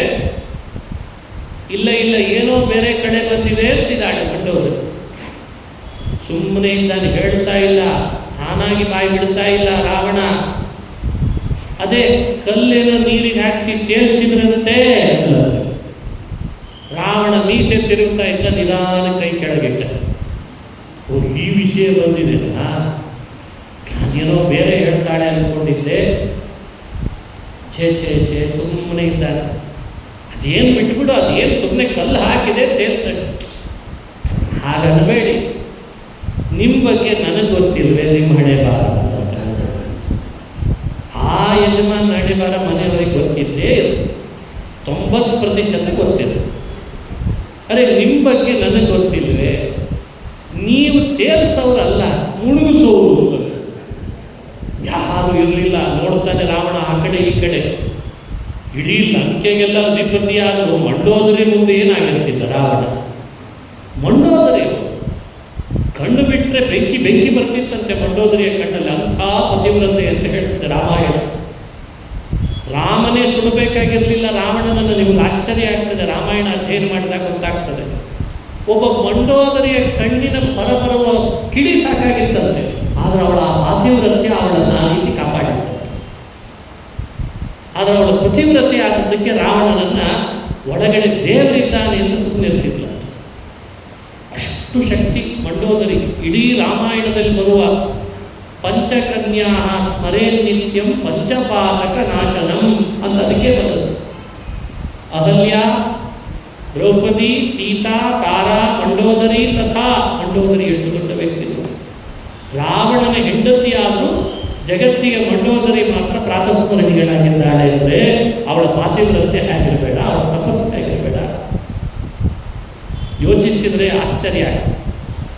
ನೀವು ಯಾವತ್ತಿದ್ರೂ ಮುಳುಗಿಸೋರು ಎಲ್ಲರನ್ನ ತೇಲ್ಸೋದೆಲ್ಲ ನಿಮಗೆ ಜಾಯಮಾನದಲ್ಲಿ ಬಂದಿಲ್ಲ. ಕಲ್ಲು ಹಾಕಿ ಮುಳುಗಿಸಲಿಲ್ಲ, ತೇಲ್ಸಿದ್ರಿ ಅಂದರೆ ಏನೋ ಗುಟ್ಟಿರ್ಬೇಕು, ಹೇಳ್ರಿ ಎಂದು ಶುರು ಮಾಡಿದ್ರು. ಅದು ಬೇಡ ಬಿಡು ಅಂತಿದ್ದಾನೆ ರಾವಣ. ಆ ವಿಷಯ ಬೇಡ, ಮಂಡೋದರಿ ನಿನಗೆ ಇವತ್ತೊಂದು ಆಭರಣ ಮಾಡಿಸ್ತಿದ್ದೇನೆ, ಕೊಡ್ತೇನೆ ಅಂತ ರಾವಣ. ನನಗೆ ಈ ಆಭರಣ ಬೇಡ, ಆ ವಿಷಯ ಹೇಳ್ರಿ ಅಂತ ಮಂಡೋದರಿ. ಬೇಡ ಅಂತ ರಾವಣ, ಅದನ್ನೇ ಹೇಳ್ರಿ ಅಂತ ಮಂಡೋದರಿ ಹಠ ಹಿಡಿದು ಕೂತ್ಕೊಂಡು. ಕೊನೆಗೆ ರಾವಣ ಆ ಕಡೆ ಈ ಕಡೆ ನೋಡಿ, ಇನ್ನು ಇವಳು ಹಠ ಮಾಡ್ತಾಳೆ, ಹೇಳದೆ ಇದ್ರೆ ಬಿಡಲ್ಲ ನನ್ನ ಅಂತ ಅನಿಸ್ತು. ಅದು ಹೆಂಡತಿ ಹಠ ಹಾಗೇ ಇರ್ತದೆ ಸಾಮಾನ್ಯವಾಗಿ. ಇನ್ನೇನು ಮಾಡಲಿಕ್ಕಾಗಲ್ಲ ಅಂತ ಅನಿಸಿ ರಾವಣನಿಗೆ ಹೇಳಲೇಬೇಕಾಯಿತು. ಕುತ್ತಿಗೆ ತನಕ ಬಂತು. ಹೇಳಿಬಿಡ್ತೇನೆ ಅಂತ ಹೇಳ್ತೇನೆ, ಆದರೆ ನೀನು ಯಾರ ಮುಂದೆ ಹೇಳಬಾರ್ದು. ಅಷ್ಟು ಗುಟ್ಟಾಗಿದೆ ಈ ವಿಷಯ, ಯಾರ ಮುಂದೆ ಹೇಳಬಾರ್ದು. ಮರ್ಯಾದೆ ಪ್ರಶ್ನೆ, ನಿನ್ನ ಗಂಡನ ಮರ್ಯಾದೆ ಪ್ರಶ್ನೆ ಅಂತಲ್ಲ ರಾವಣನಿಗೆ ಹೇಳ್ತಾನೆ. ಆಯಿತು, ಹೇಳ್ರಿ ಮೊದಲು. ಏನಿಲ್ಲ, ಆ ದಡದಲ್ಲಿ ಎಲ್ಲರೂ ರಾಮ ರಾಮ ಅಂತ ಹೇಳಿ ಕಲ್ಲು ಹಾಕ್ತಿದ್ರೆ ತೇಲ್ತಿತ್ತಂತೆ. ನಾನು ಕಲ್ಲು ಎತ್ತಿದೆ, ಕಣ್ಣು ಮುಚ್ಚಿದೆ. ರಾಮ, ಈ ಕಲ್ಲೇನಾದರೂ ತೇಲ್ದೆ ಇದ್ರೆ ನಿನ್ನ ಮೇಲೆ ಆಣೆ ಎತ್ತಿಟ್ಟು ಎಸದೆ ಅದು ತೇಲ್ಬಿಟ್ಟು ಅಂತ. ಅದನ್ನು ಹೇಳ್ರಿ ಅಂತಂತೆ ಮಂಡೋದರಿ. ನನಗೆ ಗೊತ್ತಿತ್ತು ನೀವು ಏನಾದರೂ ಮಾಡಿ ಬಂದಿರ್ತೀರಿ ಮನೆಗೆ ಅಂತ. ಇದು ಯೋಚನೆ, ಇದು ಅದ್ಭುತ. ಯಾವಾಗ ಇವನು ಕಲ್ಲು ಎತ್ತಿದ, ಮನಸ್ಸಿನಲ್ಲಿ ಯಾವಾಗ ರಾಮನ ಮೇಲೆ ಆಣೆ ಇಟ್ಟ, ಆಗ ರಾಮನಿಗದು ಕೇಳಿಸಿದ್ದಂತೆ. ಶತ್ರುವಾದರೂ ಪರವಾಗಿಲ್ಲ ರಾವಣ, ಅವನಿಗೂ ಕೀರ್ತಿ ಕೊಡೋಣ ಅಂತ ಹೇಳಿ ಅವನ ಕಲ್ಲನ್ನು ರಾಮ ತೇರಿಸಿದ ಅಂದರೆ ರಾಮನ ವ್ಯಕ್ತಿತ್ವ ಹೇಗಿರಬೇಡ ಅಂತ ಹೇಳಿ. ಇದಕ್ಕೆ ವಾಲ್ಮೀಕಿ ಋಷಿಗಳು ಒಂದು ಮಾತಂತಾರೆ. ರಾಮ ಎಷ್ಟು ಘನ ವ್ಯಕ್ತಿ ಅಂದರೆ ರಿಪೂಣಾಮಪಿ ವತ್ಸಲ ಅಂತ ವಾಲ್ಮೀಕಿಗಳ ಮಾತು. ರಿಪೂಣ, ತನ್ನನ್ನು ಶತ್ರುವಾಗಿ ದ್ವೇಷಿಸಿ ಸದಾ ಅಸೂಯೆ ಪಡ್ತಿದ್ರ ಎಷ್ಟೋ ರಾಮನ ಬಗ್ಗೆ ಅಂಥ ವ್ಯಕ್ತಿಗಳು ರಾಕ್ಷಸರಿದ್ದರು. ಅವರ ಮೇಲೂ ರಾಮನಿಗೆ ವಾತ್ಸಲ್ಯ ಇರ್ತದೆ. ಇದು ಯಾರಿಗೆ ಬರಲಿಕ್ಕೆ ಸಾಧ್ಯ? ಶತ್ರುಗಳ ಮೇಲೂ ವಾತ್ಸಲ್ಯ ತೋರಿಸುವ ಒಂದು ಘನ ವ್ಯಕ್ತಿ ಅಂದರೆ ಅದು ರಾಮ ಅಂತ ಹೇಳ್ತಾರೆ. ಅದಕ್ಕೆ ರಿಪೂಣ ವಿವತ್ಸಲ, ತನ್ನನ್ನು ಆಶ್ರಯಿಸಿದವರ ಬಗ್ಗೆ ತಾನು ಅನುಕಂಪ ತೋರಿಸೋದು ದೊಡ್ಡದಲ್ಲ, ತನ್ನನ್ನು ದ್ವೇಷಿಸುತ್ತಿದ್ರು ಅವರ ಬಗ್ಗೆನೂ ಅನುಕಂಪ ತೋರಿಸ್ತಾನೆ ಅಂದರೆ ರಾಮ ಅಂದರೆ ಹೇಗಿರಬೇಡ. ಇದು ರಾಮ ತತ್ವ ಅಂತ ಹೇಳ್ತಾರೆ. ಆದರೆ ಈ ಕಥೆ ಬೇರೆಯವರಿಗೆಲ್ಲ ಹೇಗೆ ಗೊತ್ತಾಯಿತು? ಮಂಡೋದರಿ ತಾನು ಈ ಕಥೆಯನ್ನು ರಾವಣನ ಬಾಯಿಂದ ಕೇಳಿದ್ಲಲ್ಲ, ಆಮೇಲೆ ತನಗೆ ಬಹಳ ಬೇಕಾದ ಯಾರೋ ಸ್ನೇಹಿತರಿಗೆ ಲಂಕೆಯಲ್ಲಿ ಹೇಳೇ ಬಿಟ್ಲಂತ. ಯಾರೋ ತುಂಬ ಹಾರಾಡ್ತಾ ಇದ್ಲು ಬಂದು ಸ್ನೇಹಿತೆ, ಏನು ರಾವಣ ಅಂತ ಮಂಡೋದರಿ ಸಿಟ್ಟಾಗಿ ಹೇಳಿದ್ರಂತೆ. ಸಾಕು ಸುಮ್ಮನಿರು, ನಮ್ಮ ಯಜಮಾನರ ಕತೆ ನನಗೆ ಗೊತ್ತಿದೆ, ಅದು ರಾವಣನಲ್ಲ ಅಂದ್ಬಿಟ್ಟಿದ್ರಂತೆ. ಅವಳಿಗೆ ಅಷ್ಟು ರಾಮನ ಮೇಲೆ ಭಕ್ತಿ ಇತ್ತಂತೆ, ಮಂಡೋದರಿಗೂ ಕೂಡ ಅಂತ ಹೇಳ್ತಾರೆ. ಇದು ಒಂದು. ಹೀಗೆ ಇನ್ನೊಂದು ರಾಮಾಯಣದ ಉಪಕಥೆ ಹೇಳ್ತಾರೆ. ಈ ಕಥೆಯಂತೂ ಇನ್ನೂ ಮತ್ತಷ್ಟು ನಮಗೆ ರಾಮನ ಬಗ್ಗೆ ಹೆಚ್ಚು ಶ್ರದ್ಧೆ ಮೂಡಿಸುವಂಥ ಕಥೆ, ರಾಮನಾಮದ ಬಗ್ಗೆ ಇವೆಲ್ಲ. ಒಂದು ಸಲ ಸುಗ್ರೀವನ ಒಬ್ಬ ಭೃತ್ಯ, ಆತನಿಗೆ ಸಮುದ್ರ ದಾಟಿಕೊಂಡು ಹೋಗಬೇಕಾಗಿದೆ. ಸಮುದ್ರ ದಾಟಬೇಕಾಗಿದೆ ಅಂದಾಗ ಏನು ಮಾಡಬೇಕು? ಸಮುದ್ರ ದಾಟಲಿಕ್ಕೆ ದೋಣಿ ಬೇಕು, ಇಲ್ಲದೆ ಇದ್ರೆ ಹಾರಬೇಕು. ಎರಡೂ ಅವಕಾಶ ಇರಲಿಲ್ಲ. ಅದಕ್ಕೆ ಆತ ಏನಾದರೂ ಮಾಡಿ ನಾನು ಹೋಗಬೇಕು ಅಂತ ಹಠ ಹಿಡಿದ. ಅದಕ್ಕೆ ಈತ ಏನು ಮಾಡಿದ? ಸುಗ್ರೀವ, ಒಂದು ಕೆಲಸ ಮಾಡು, ನೀನು ಮೈ ಮೇಲೆ ಹೊದ್ದುಕೊಂಡಿದೆಯಲ್ಲ ಬಟ್ಟೆ, ಆ ಬಟ್ಟೆಯ ತುದಿ ಭಾಗ ಕೊಡಿಲ್ಲಿ, ನಾನೊಂದು ಗಂಟು ಕಟ್ತೇನೆ, ಕೈಯಲ್ಲಿ ಗಂಟಿಟ್ಕೋ, ಅಪ್ಪಿ ತಪ್ಪಿ ತೆಗಿಲಿಕ್ಕೆ ಹೋಗಬೇಡ, ಅದನ್ನು ಕೈಯಲ್ಲಿ ಇಟ್ಕೊಂಡು ಸಮುದ್ರದ ಮೇಲೆ ಹೋಗು, ನೀನು ಅನಾಯಾಸಿನ ದಾಟ್ತೀನಿ ಅಂತ ಹೇಳಿದ್ರು. ಆಯಿತು ಅಂತ ಒಪ್ಪಿದ. ಸರಿ ಅಂತ ಅವನು ಗಂಟು ಕಟ್ಟಿದ. ಏನೋ ಇಟ್ಟ ಕಟ್ಟಿದ, ಏನು ಇಟ್ಟ ಕಟ್ಟಿದ ಅಂತ ತಿಳಿಲಿಲ್ಲ ಅವನು. ಸರಿ ಕೊಟ್ಟ. ನೃತ್ಯ ಹಿಡ್ಕೊಂಡು ಸಮುದ್ರದ ಹತ್ರ ಬಂದ, ನೀರಿನ ಮೇಲೆ ಕಾಲಿಟ್ಟ, ಅಲೆಗಳು ಬರ್ತಿದ್ದಾವೆ, ಕಾಲಿಟ್ಟಿದ್ದಾನೆ, ತೇಲ್ತಾ ಇಲ್ಲ, ಮೇಲ್ನಡೀತಾ ಇಲ್ಲ. ಕೈಯಲ್ಲಿ ಕುತೂಹಲ, ಏನೋ ಇಟ್ಟುಕೊಂಡಿದ್ದಾರೆ, ಏನೋ ಶಕ್ತಿ ಇದೆ, ಶ್ರದ್ಧೆ ಇದೆ, ಏನೋ ಇದೆ ಇದರೊಳಗೆ. ಅದೇ ಶ್ರದ್ಧೆ, ಅದೇ ಶಕ್ತಿಯನ್ನು ನೆನಪಿಸ್ಕೊಂಡು 2ನೇ ಹೆಜ್ಜೆ ಇಟ್ಟ. 3ನೇ ಹೆಜ್ಜೆ ಸಮುದ್ರದಲ್ಲಿ 4-5 ಹೆಜ್ಜೆಯನ್ನು ಮೇಲ್ಮೇಲೆ ಇಡ್ಲಿಕ್ಕೆ ಶುರು ಮಾಡಿ. ಕುತೂಹಲ ಜಾಸ್ತಿ ಆಯಿತು. ಇಲ್ಲೇನಿದೆ? ಮನುಷ್ಯ ಅರ್ಧ ಕುತೂಹಲದಿಂದ ಕೆಡ್ತಾರೆ. ಇವತ್ತು ನಾವೆಲ್ಲ ಕೆಡೋದ್ರಲ್ಲಿ ಇದು ಒಂದು ಕಾರಣ. ಕುತೂಹಲ ಇರಬೇಕು, ಅತಿ ಆದರೆ ತಪ್ಪಾಗ್ತದೆ, ಕೆಲಸ ಕೆಟ್ಟು ಹೋಗ್ತದೆ. ಅತಿ ಕುತೂಹಲ ಮನುಷ್ಯನಿಗೆ ಕೆಡಿಸ್ತದೆ. ಇವತ್ತು ಅತಿಯಾಗಿದೆ ನಮಗೆಲ್ಲ. ನಮ್ಮ ಫ್ಯೂಚರ್ ತಿಳ್ಕೊಳ್ಬೇಕು ಅಂತ ಒಂದು ಹುಚ್ಚಿಡಬೇಕು. ಅದಕ್ಕೆ ಭವಿಷ್ಯ ಹೇಳ್ತೇವೆ ಅಂತೇವೆ, ಅದರ ತಕ್ಕಂತೆ ಜಾತಕ ಅಂತೇವೆ, ಗ್ರಹಗತಿಗಳು ಅಂತೇವೆ. ಈ ಕುತೂಹಲವೇ ಅರ್ಧ ಮನುಷ್ಯನನ್ನು ಹಾಳು ಮಾಡಬೇಕು. ಇರಬೇಕು, ಎಷ್ಟಿರಬೇಕು ಅಷ್ಟಿರಬೇಕು. ಅತಿಯಾದರೆ ಮನುಷ್ಯ ಹಾಳಾಗ್ತಾನೆ. ಅವನಿಗೆ ಕುತೂಹಲ ಜಾಸ್ತಿ. ಏನಿದೆ ಗಂಟಲ್ಲಿ, ಒಳಗೆ ಏನಿಟ್ಟಿದ್ದಾನೆ, ಏನಿದೆ ನೋಡಬೇಕು ಅಂತ. ಅರ್ಧ ತನಕ ಹೋದಾಗ ಈ ಕುತೂಹಲ ತಡಿಲಿಕ್ಕಾಗದೆ ಸಮುದ್ರದ ಮೇಲೆ ನಿಂತವನು ಆ ಗಂಟು ಬಿಚ್ಚಲಿಕ್ಕೆ ಶುರು ಮಾಡಿದ. ಗಂಟು ಬಿಚ್ಚೇ ಬಿಟ್ಟು, ಅದೇ ದಡದ ಮೇಲೆ ನಿಂತುಕೊಂಡಲ್ಲ, ದಡಕ್ಕೆ ಹೋಗಿ ಸೇರಿದ ಮೇಲೂ ಅಲ್ಲ, ಮಧ್ಯ ಬಂದಾಗ ದಡದಲ್ಲಿ ಗಂಟು ತೆಗಿತಾ ಇದ್ದ. ಬಿಚ್ಚಿದ, ನೋಡ್ತಾನೆ ಒಳಗಡೆಯಲ್ಲಿ ಡಬ್ಬ ಹಾಕಿದ ಒಂದು ತುಳಸಿ ಎಲೆ ಇತ್ತಂತೆ, ತುಳಸಿಯ ಎಲೆ.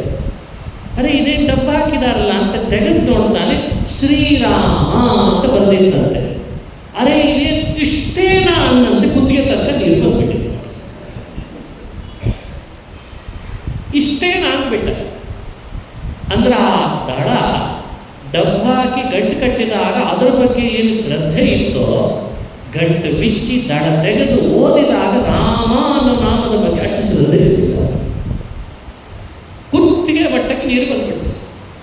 ದಡದಲ್ಲಿ ಸುಗ್ರೀವ ಕೂಗಿದ, ಅಯ್ಯಯ್ಯೋ ನಾನು ಮುಳುಗುತ್ತಿದ್ದೇನೆ ಅಂತ. ಯಾವ ದಡ ಕೈಯಲ್ಲಿ ಇಟ್ಕೊಂಡಿದ್ದಿ, ಅದಕ್ಕೆ ಇನ್ನೂ ಪೂರ್ಣ ಮುಳುಗಿಲ್ಲ, ಅದೇ ರಾಮನ್ನೇ ಕೇಳ್ಕೋ, ವಾಪಸ್ ದಡಕ್ಕೆ ಬರ್ತಿ ಅಂತ ಹೇಳಿದಂತೆ.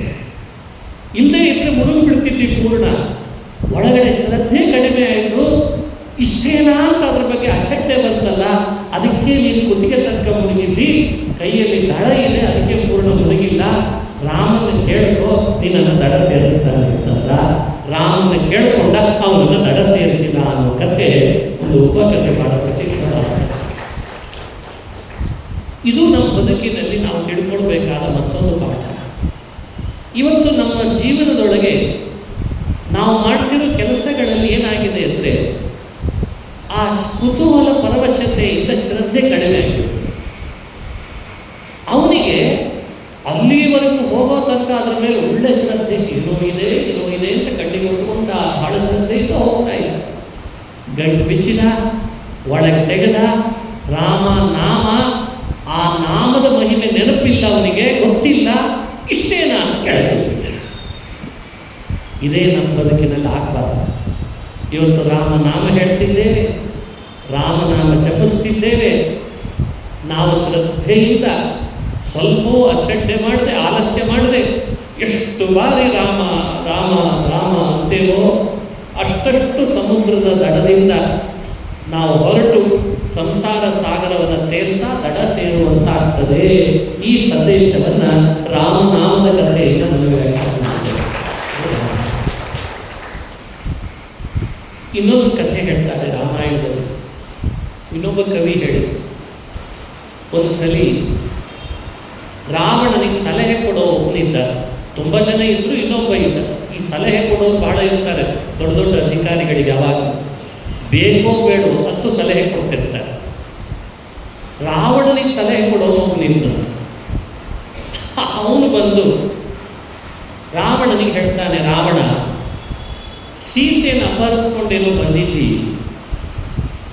ನಿನಗಿಷ್ಟು ತಿಳುವಳಿಕೆ ಇಲ್ಲ. ನಾನು ಎಷ್ಟೋ ದಿವಸದಿಂದ ಹೇಳೋಣ ಹೇಳೋಣ ಅಂದ್ಕೊಳ್ತಿದ್ದೆ, ಅನಿಸಿದ್ದೆ, ಇವತ್ತು ಹೇಳಬೇಕು ಅಂತ ಅನಿಸ್ತು, ಅದಕ್ಕೆ ಬಂದಿದ್ದೇನೆ ಅಂತ. ಏನು ಹೇಳು, ನಾನು ಅದನ್ನೇ ಮಾಡ್ತೀನಿ. ಸೀತೆ ಒಲಿಬೇಕು, ಕೊಟ್ಟು ಸೀತೆ ನನ್ನನ್ನು ಒಪ್ಪಿಕೊಡು, ಏನು ಮಾಡ್ಬೇಕು ಹೇಳು. ಅದಕ್ಕೆ ಆತ ಅಂದ, ರಾವಣ, ಸೀತೆಯನ್ನು ಅಪಹರಿಸುವಾಗ ನೀನು ಮಾಯಾವಿ, ವೇಷ ಬದಲಾಯಿಸ್ಕೊಂಡು ಹೋಗಿ ತಾನೇ ಸೀತೆಯನ್ನು ಅಪಹರಿಸಿದೆ ಭಿಕ್ಷುಕನಾಗಿ. ನಿನಗೇನು ವೇಷ ಬದಲಾಯಿಸ್ಕೊಳ್ಳೋದು ಕಷ್ಟ, ನಿನ್ನಂಥ ಮಾಯಾವಿಗೆ ಯಾವ ವೇಷ ಬೇಕಾದರೂ ಧರಿಸ್ಬೋದು. ಆ ರೀತಿ ಶಕ್ತಿ ಇತ್ತು ರಾವಣನಿಗೆ, ಯಾವ ವೇಷ ಬೇಕಾದರೂ ಧರಿಸ್ತಾ ಇದ್ದ, ತನ್ನ ಮಾಯಾಶಕ್ತಿ ಇತ್ತು. ಸೀತೆಗೆ ರಾಮ ಬೇಕು ಅಂತಿದೆ, ನೀನೇ ಯಾಕೆ ಒಂದ್ಸಲಿ ರಾಮನ ವೇಷ ಹಾಕೋಬಾರದು ಅಂತ. ನೀನೇ ಒಂದ್ಸಲಿ ಮಾಯಾದಿಂದ ರಾಮನಂತೆ ವೇಷ ಹಾಕ್ಕೊಂಡು ಬಿಲ್ಲು ಬಾಣ ಎದೆ ಉಬ್ಬಿಸಿ ಅವಳ ಬಳಿಗೆ ಹೋಗಿ ನಿಂತುಕೊಂಡೆ ತಾನಾಗೆ ಆಕರ್ಷಿತಳಾಗಿ ಬಿಡ್ತಾಳೆ, ಓಡೋಡಿ ಬರ್ತಾಳೆ ಅವಾಗ ಅಂತ ಸಲಹೆ ಕೊಡ್ತಾ ಇದ್ದಾನೆ. ಆಸನದಲ್ಲಿ ಕೂತವನು ಎದ್ದು ಬಂದು ಒಂದು ಏಟು ಹಾಕಿದ್ನಂತದ್ದು, ಒಂದು ಏಟು ಹಾಕಿದ. ಸೀತೆಯನ್ನು ಕರ್ಕೊಂಡು ಬಂದು 2ನೇ ದಿವಸನೇ ಇದನ್ನು ಮಾಡಿದ್ದೆ ಅಂತ. ನೀನು ತಡವಾಗಿ ಹೇಳ್ತಿದ್ದಿ, ನಿನ್ನನ್ನು ಸಲಹೆಗಾರನನ್ನಾಗಿ ಮಾಡಿಕೊಂಡು ತಪ್ಪಾಯಿತು, ಇಷ್ಟು ತಡವಾಗಿ ಬಂದು ಹೇಳ್ತಿದ್ದೀಯಲ್ಲೋ, 2ನೇ ದಿನ ಮಾಡಿದ್ದೆ ಇದು ಅಂತ. ಆ ಸಲಹೆಗಾರನಿಗೆ ಕುತೂಹಲ ಆಯಿತು. ಅರೆ ನಾನು ಹೇಳಿದ ತಪ್ಪಿದೆ ರಾವಣ, ತಡ ಮಾಡಿಬಿಟ್ಟೆ, ನೀ ಮೊದಲೇ ಮಾಡಿದ್ದೆ ಅಂತಿದ್ದಿ, ಏನಾಯ್ತು ಸೀತೆ ಬರಲಿಲ್ವಾ ಅಂತ ಕೇಳ. ಅದಕ್ಕೆ ರಾವಣ ಏನು ಧ್ವನಿಯಲ್ಲಿ ಹೇಳ್ತಾನೆ, ಏನು ಕೇಳ್ತೀನಿ ನನ್ನ ಪರಿಸ್ಥಿತಿ ಅಂತ. ಏನು ಕೇಳ್ತೀನಿ, ನಾನೇನೋ ಒಳ್ಳೆ ನನ್ನನ್ನು ರಾಮನನ್ನಾಗಿ ಮಾಡಿಕೊಡ್ಬೇಕು ಅಂತ ಕನ್ನಡಿ ಮುಂದೆ ಕೂತ್ಕೊಂಡು ರಾಮನಂತೆ ಆಗಿ, ರಾಮನಂತೆ ಮಾತಾಡಬೇಕು, ರಾಮನ ಹಾಗೇ ಕಾಣಬೇಕು, ನಡಿಗೆ ಇರಬೇಕು, ಉಡಿಗೆ ಇರಬೇಕು ಅಂತ ಮಾಡಿಕೊಂಡೆ. ಆದರೆ ಕನ್ನಡಿ ಮುಂದೆ ಕೂತು ನಾನು ರಾಮ ರಾಮ ಅಂತ ಅಂದ್ಕೊಳ್ಳಿಕ್ಕೆ ಶುರು ಮಾಡಿದ್ದೆಲ್ಲ, ನನ್ನ ಸೀತೆ ಬೇಕು ಅಂತೇಳಿ ಅನ್ನಿಸ್ಲಿಲ್ಲ ಅಂತ. ಆವಾಗ ನನಗೆ ಸೀತೆ ನನ್ನವಳಾಗಲಿ ಅಂತ ಅನ್ನಿಸ್ಲಿಲ್ಲ, ನನಗೆ ಬೇಕು ಅಂತ ಬರಲಿಲ್ಲ ಅವಳ ಭಾವ. ಯಾರು ಕಾಸ್ಟ್ಯೂಮ್ ಡಿಸೈನರ್ ಅಂತಿರ್ತಾರೆ, ಯಾರನ್ನು ಕರೆಸಿದ್ನೋ ಏನೋ ರಾವಣ, ಅವನ ದೇಹವನ್ನು ರಾಮನಂತೆ ಮಾಡ್ಕೊಂಡಿದ್ದಾನಂತ. ಆದರೆ ಸೀತೆ ಬೇಡ ಅಂತ ಅನ್ನಿಸ್ತಾನೆ. ನನಗೆ ಅನ್ನಿಸ್ತು, ನಾನು ರಾಮನಂತೆ ವೇಷ ಹಾಕ್ಕೊಂಡು ಕರಡಿ ಮುಂದಿದ್ರೆ ಸೀತೆ ನನಗೆ ಬೇಡ ಅಂತ ಅನ್ನಿಸ್ತಾಳೆ. ಇದೇ ನಾನು ರಾಮನೋ ರಾವಣನೋ ಅಂತ ತಲೆ ಕೆಟ್ಟು ಒಂದ್ಸಲಿ ಜಾಡಿಸದೆ ಪುನಃ ರಾವಣ ಆದರೆ ಆಮೇಲೆ ಸೀತೆ ಬೇಕು ಅನ್ನಿಸ್ತು. ವೇಷ ರಾವಣರಲ್ಲಿರುವ ಅದ್ಭುತವಾದ ವ್ಯವಸ್ಥೆಯನ್ನು ಹೇಳ್ತಿದ್ದ ರಾವಣ. ವೇಷ ರಾಮನ ಪಾತ್ರ ಧರಿಸಿದ ಮಾತ್ರಕ್ಕೆ ಪರಸ್ತ್ರೀ ಬೇಡ ಆಗ್ತಾಳೆ, ರಾವಣನ ಪಾತ್ರಕ್ಕೆ ಮರಳಿದ ಮೇಲೆ ಸೀತೆ ಬೇಕಾಗ್ತಾಳೆ. ಅಂದರೆ ರಾಮನ ಪಾತ್ರಕ್ಕೆ ಏನು ಶಕ್ತಿ ಇದೆ ಅನ್ನೋದನ್ನು ನಾವು ಇವತ್ತು ಚೆನ್ನಾಗಿ ಇದನ್ನು ಯೋಚಿಸಬೇಕಂದ್ರೆ. ರಾಮನ ವ್ಯಕ್ತಿತ್ವನೇ ಹಾಗೆ. ಈ ಥರದ ಕಥೆಗಳು ಸಾಕಷ್ಟು ಇದ್ದಾವೆ. ನಮ್ಮ ಭಾರತ ದೇಶದಲ್ಲಿ ಗುಲ್ಬರ್ಗಾದ ಪ್ರಾಂತದಲ್ಲಿ ನಮ್ಮ ಸಮಾಜಕ್ಕೆ ಸೇರಿದವರಲ್ಲ, ಒಂದು ಮುಸ್ಲಿಂ ಸಮಾಜಕ್ಕೆ ಸೇರಿದವರ ಕಥೆ ಇದು ದಾಖಲಾಗಿದೆ ಬೇರೆ ಬೇರೆ ಕಡೆಯಲ್ಲಿ. ನಾವು ಲೈಬ್ರರಿಯಲ್ಲಿದ್ದಾಗ ಪುಸ್ತಕಗಳನ್ನು ಓದ್ತಾ ಇದೊಂದು ಕಥೆಯನ್ನು ನೋಡಿ ಆಶ್ಚರ್ಯಪಟ್ಟದ್ದಿದೆ, ನಮ್ಮ ಹಿರಿಯರು ಹೇಳಿದ್ದು ಇದೆ.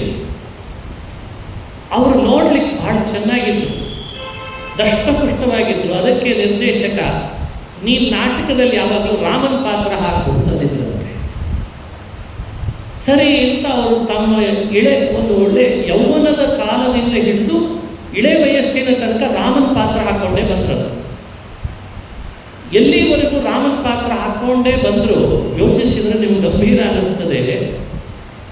ಆ ಸಮಾಜದ ವ್ಯಕ್ತಿ ಅವರು ಆ ಪಾತ್ರ ಹಾಕ್ಕೊಂಡಿದ್ರ ಪ್ರಭಾವದಿಂದ ಅವರು ಸ್ವತಃ ಹೇಳ್ಕೊಂಡ್ರಂತೆ, ನಮ್ಮ ಮನೆಯಲ್ಲೆಲ್ಲ ಮಾಂಸ ಸೇವಿಸ್ತಾರೆ, ನಾನು ರಾಮನ ಪಾತ್ರ ಹಾಕ್ತೀನಿ, ಅದಕ್ಕೆ ನನಗೆ ಮಾಂಸ ಬೇಡ ಅಂತ ಅನಿಸಿದೆ ಅಂತ ಹೇಳ್ಕೊಂಡ್ಬಿಟ್ರಂತೆ.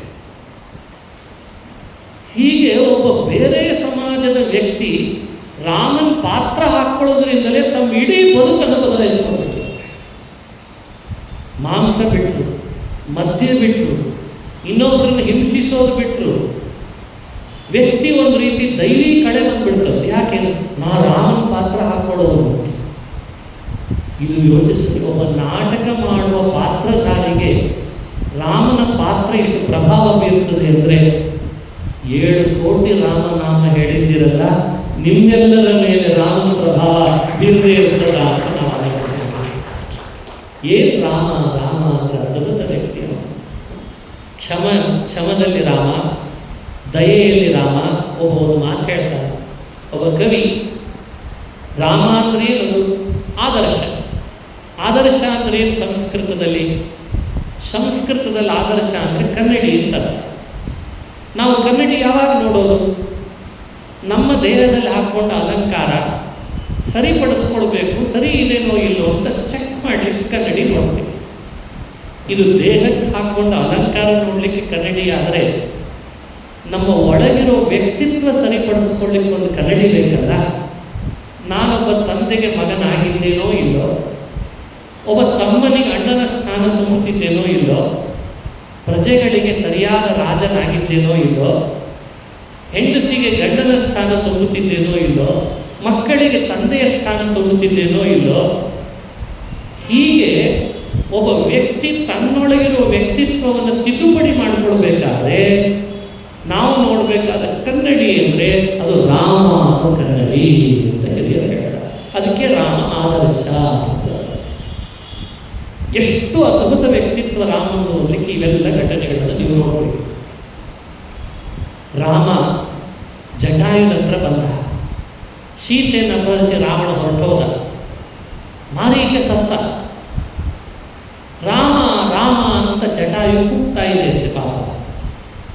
ರಾಮ ಬಂದಿದ್ದಾನೆ ಹತ್ರ, ನಿನಗೆ ಕೊಟ್ಟ ಮಾತು ಉಳಿಸ್ಕೊಳ್ಳಿಕ್ಕೆ ಆಗಲಿಲ್ಲ ರಾಮನ ಕೈಯಲ್ಲಿ. ಹತ್ತು ಜಟಾಯು ಅಳ್ತದೆ ಪಾಪ. ಯಾಕೆಂದರೆ ಜಟಾಯುಗೂ ದಶರಥನಿಗೂ ಸ್ನೇಹ ಇತ್ತು.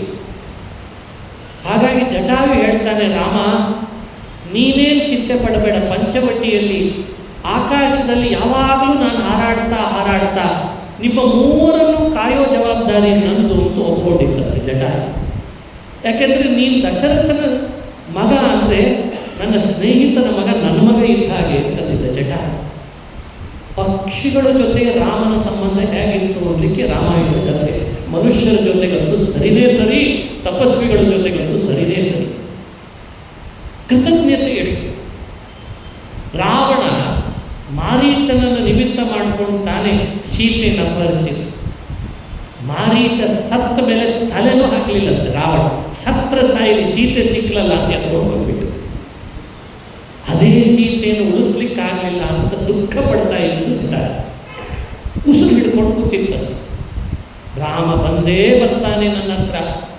ಕಾಲು ಕತ್ತರಿಸಿದ, ರೆಕ್ಕೆ ಕತ್ತರಿಸಿದ, ಏಟಾಕಿದ ರಾವಣ ಜಟಾಯುವಿಗೆ. ಪಕ್ಷಿ ಕೆಳಗೆ ಬಿದ್ದೋಯ್ತು, ಹಾರ್ಲಿಕ್ಕಾಗ್ತಿಲ್ಲ. ಆದರೆ ರಾಮನಾಮ ಮಾತ್ರ ಬಿಡ್ತಿಲ್ಲ. ಇದು ರಾಮ ಬಂದ, ಜಟಾಯು ಬಾಯಲ್ಲಿ ಎಲ್ಲ ಕೇಳ್ದ, ಹೀಗಾಯಿತು ಅಂತ. ಆದರೆ ಇನ್ನೊಂದು ಸತ್ಯ ಹೇಳ್ತೇನೆ, ರಾವಣ ಅಪಹರಿಸ್ಲಿಕ್ಕೆ ಬಂದ ಮುಹೂರ್ತ ವಿಂದ ಅಂತ ಇರ್ತದೆ. ನಮ್ಮಲ್ಲಿ ಜ್ಯೋತಿಷ್ಯ ಶಾಸ್ತ್ರದಲ್ಲಿ ವಿಂದ ಅಂತ ಒಂದು ಮುಹೂರ್ತ ಹೇಳ್ತಾರೆ. ಈ ಮುಹೂರ್ತದಲ್ಲಿ ಕಳ್ತನ ಮಾಡಿದರೆ, ನಮ್ಮ ವಸ್ತು ಕಳ್ತನ ಆದರೆ ಯಾರು ಕಳ್ಳ ಇರ್ತಾನೆ ಅವನ ಕೈಗದು ದಕ್ಕದೆ ನಮ್ಮ ಕೈಗೆ ಬರ್ತದೆ. ಪರಮ ಪೂಜ್ಯ ಶ್ರೀಪಾದಂಗಳವರ ಗುರುಗಳು, ಹಿಂದಿನ ಸ್ವಾಮಿಗಳು ಒಳ್ಳೆ ಜ್ಯೋತಿಷ್ಯವನ್ನು ಕರಗತ ಮಾಡಿಕೊಂಡಿದ್ರು ಹಿರಿಯರು. ನಾನು ಕಣ್ಣಾರೆ ಕಂಡಿದ್ದೆ ಅವರಂತೆ ಈಗಿನ ಶ್ರೀಪಾದಂಗಳವರು ಇದ್ದಾರೆ. ಇಬ್ಬರಿಗೂ ಜ್ಯೋತಿಷ್ಯದಲ್ಲಿ, ಪ್ರಶ್ನಶಾಸ್ತ್ರದಲ್ಲಿ ವಿಶೇಷವಾದಂಥ ಪ್ರಾವೀಣ್ಯತೆ ಇದೆ. ಅಂಥ ಗುರುಗಳನ್ನು ಪಡೆದ ನಮ್ಮ GSB ಸಮಾಜದ ನಿಮ್ಮೆಲ್ಲರನ್ನು ನಾವು ಇವತ್ತು ಸಾಗಿಸಬೇಕು. ನೀವು ಧನ್ಯರು. ಎಷ್ಟು ಒಳ್ಳೆ ಪ್ರಶ್ನೆ, ಎಷ್ಟೊಳ್ಳೆ ಮುಹೂರ್ತ ಎಲ್ಲ ಹೇಳ್ತಾರೆ ಮಹಾನುಭಾವರು. ಅಂದು ಜಟಾಯು ಜ್ಯೋತಿಷ್ಯ ಬಲ್ಲಂತಹ ಪಕ್ಷಿ. ಅದು ಹೇಳ್ತದೆ ರಾಮನಿಗೆ, ರಾಮ ಚೈತ್ರ ಮಾಸದ ಶುಕ್ಲ ಪಕ್ಷದ ತ್ರಯೋದಶಿಯ ಮಧ್ಯಾಹ್ನ ಪಿತೃಕಾಲದಲ್ಲಿ ನಿನ್ನ ಹೆಂಡತಿಯನ್ನು ಅಪಹರಿಸಲಿಕ್ಕೆ ರಾವಣ ಬಂದಿದ್ದ. ಅದು ವಿಂದ ಮುಹೂರ್ತ. ಆ ಮುಹೂರ್ತದಲ್ಲಿ ಸೀತೆಯನ್ನು ಅಪಹರಿಸಿದಾನೆ, ಅದು ಅವನಿಗೆ ತಕ್ಕಲ್ಲ. ನೀನು ಹುಡುಕು, ಸೀತೆ ನಿನ್ನೆ ಸಿಗ್ತಾಳೆ ಅಂತ ಭರವಸೆ ಮೂಡಿಸ್ತಂತೆ ಜಟಾಯು ರಾಮನಿಗೆ. ಅಷ್ಟು ಭರವಸೆ ಮೂಡಿಸಿ, ನಂದು ತಪ್ಪಾಯಿತು, ನನ್ನ ಶಕ್ತಿ ಸಾಲದಾಯಿತು ರಾಮ ಕ್ಷಮಿಸ್ಬಿಡು, ರಾಮ ಕ್ಷಮಿಸ್ಬಿಡು ಅಂತ ಇಟ್ಟು ಹೇಳ್ತಾ ಹೇಳ್ತಾ ರಾಮನ ತೊಡೆ ಮೇಲೆ ಅಲ್ಲೇ ಉಸಿರು ಬಿಟ್ಟೇ ಬಿಡ್ತದೆ ಜಟಾಯು. ರಾಮ ಕಣ್ಣೀರು ಹಾಕ್ತಾನೆ, ಸೀತೆಯನ್ನು ಕಳ್ಕೊಂಡಿದ್ದೇನೆ ಅಂತ ಒಂದು ಕಣ್ಣೀರು, ಇಂಥ ಒಬ್ಬ ಭಕ್ತನನ್ನು ಕಳ್ಕೊಂಡಲ್ಲ ಅಂತ ಇನ್ನೊಂದು ಕಣ್ಣೀರು. ಜಟಾಯುನನ್ನು ಎತ್ತಿದ, ತನ್ನ ತಂದೆಗೆ ಹೇಗೆ ಸಂಸ್ಕಾರ ಮಾಡಿದ್ನೋ ಜಟಾಯುಗೂ ಕೂಡ ಅಂಥ ಸಂಸ್ಕಾರ ಮಾಡಿದ ಅಂತ ರಾಮಾಯಣ ದೇವಕ್ಕೆ ಸಂಸ್ಕಾರ ಮಾಡಿ ಅವನನ್ನು ಸ್ವರ್ಗಕ್ಕೆ ಹೋಗ್ಲಿಕ್ಕೆ ಬೇಕಾಗುವ ಹಾಗೆ ಮಾಡಿ ಕಳಿಸಿದ. ಹೀಗೆ ಜಟಾಯುವಿನ ಕಥೆ.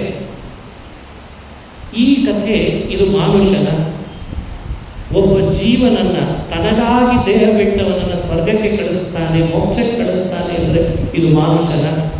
ಯೋಚಿಸ್ರಿ, ಇದು ಅತಿ ಮಾನುಷ. ಕೃತಜ್ಞತೆ ಮೆರಿತಾನೆ, ಕೃತಜ್ಞನಾಗಬೇಡ ಅಂತ. ಇದು ರಾಮ ಅಂದರೆ. ಅದೇ ರಾವಣ ಮಾರೀಚನನ್ನು ನೋಡ್ಲೂ ಇಲ್ಲ, ಬರಲೂ ಇಲ್ಲ, ಸೀತೆ ಸಿಕ್ಕಲಲ್ಲ, ಮುಗೀತಿಲ್ಲ, ನನ್ನ ಕೆಲಸ ಆಗಬೇಕು ಅಂತ ಆಗಲೇ ಬಂತು. ಇದ್ರೆ ರಾಮನ ಹಾಗಿರಬೇಕು, ರಾವಣನ ಹಾಗಿರಬಾರದು ಅಂತ ಮಾತಾಡಲೇ ಬಂತು. ಎಷ್ಟು ಕೃತಜ್ಞತೆ ರಾಮನಿಗೆ. ತನ್ನ ಹೆಂಡತಿ ಕಳೆದು ಹೋಗಿದ್ದಾಳೆ ಅನ್ನೋ ದುಃಖದಲ್ಲಿಯೂ ಆ ರೀತಿ ದೇಹ ತ್ಯಾಗ ಮಾಡ್ತಲ್ಲ. ಒಂದು ಹೆಣ್ಣಿಗಾಗಿ, ಧರ್ಮಕ್ಕಾಗಿ, ನ್ಯಾಯಕ್ಕಾಗಿ, ತಾನು ಕೊಟ್ಟ ಮಾತಿಗಾಗಿ ಪ್ರಾಣ ಕೊಡಲಿಕ್ಕೂ ಒಂದು ಪಕ್ಷಿ ಸಿದ್ಧ ಆಯ್ತಲ್ಲ ಆ ತ್ಯಾಗ, ಅದಕ್ಕೆ ನಾನು ಸದ್ಗತಿ ಕೊಡ್ತೇನೆ ಅಂತ ರಾಮ ಸದ್ಗತಿ ಕೊಡ್ಬಿಟ್ಟ.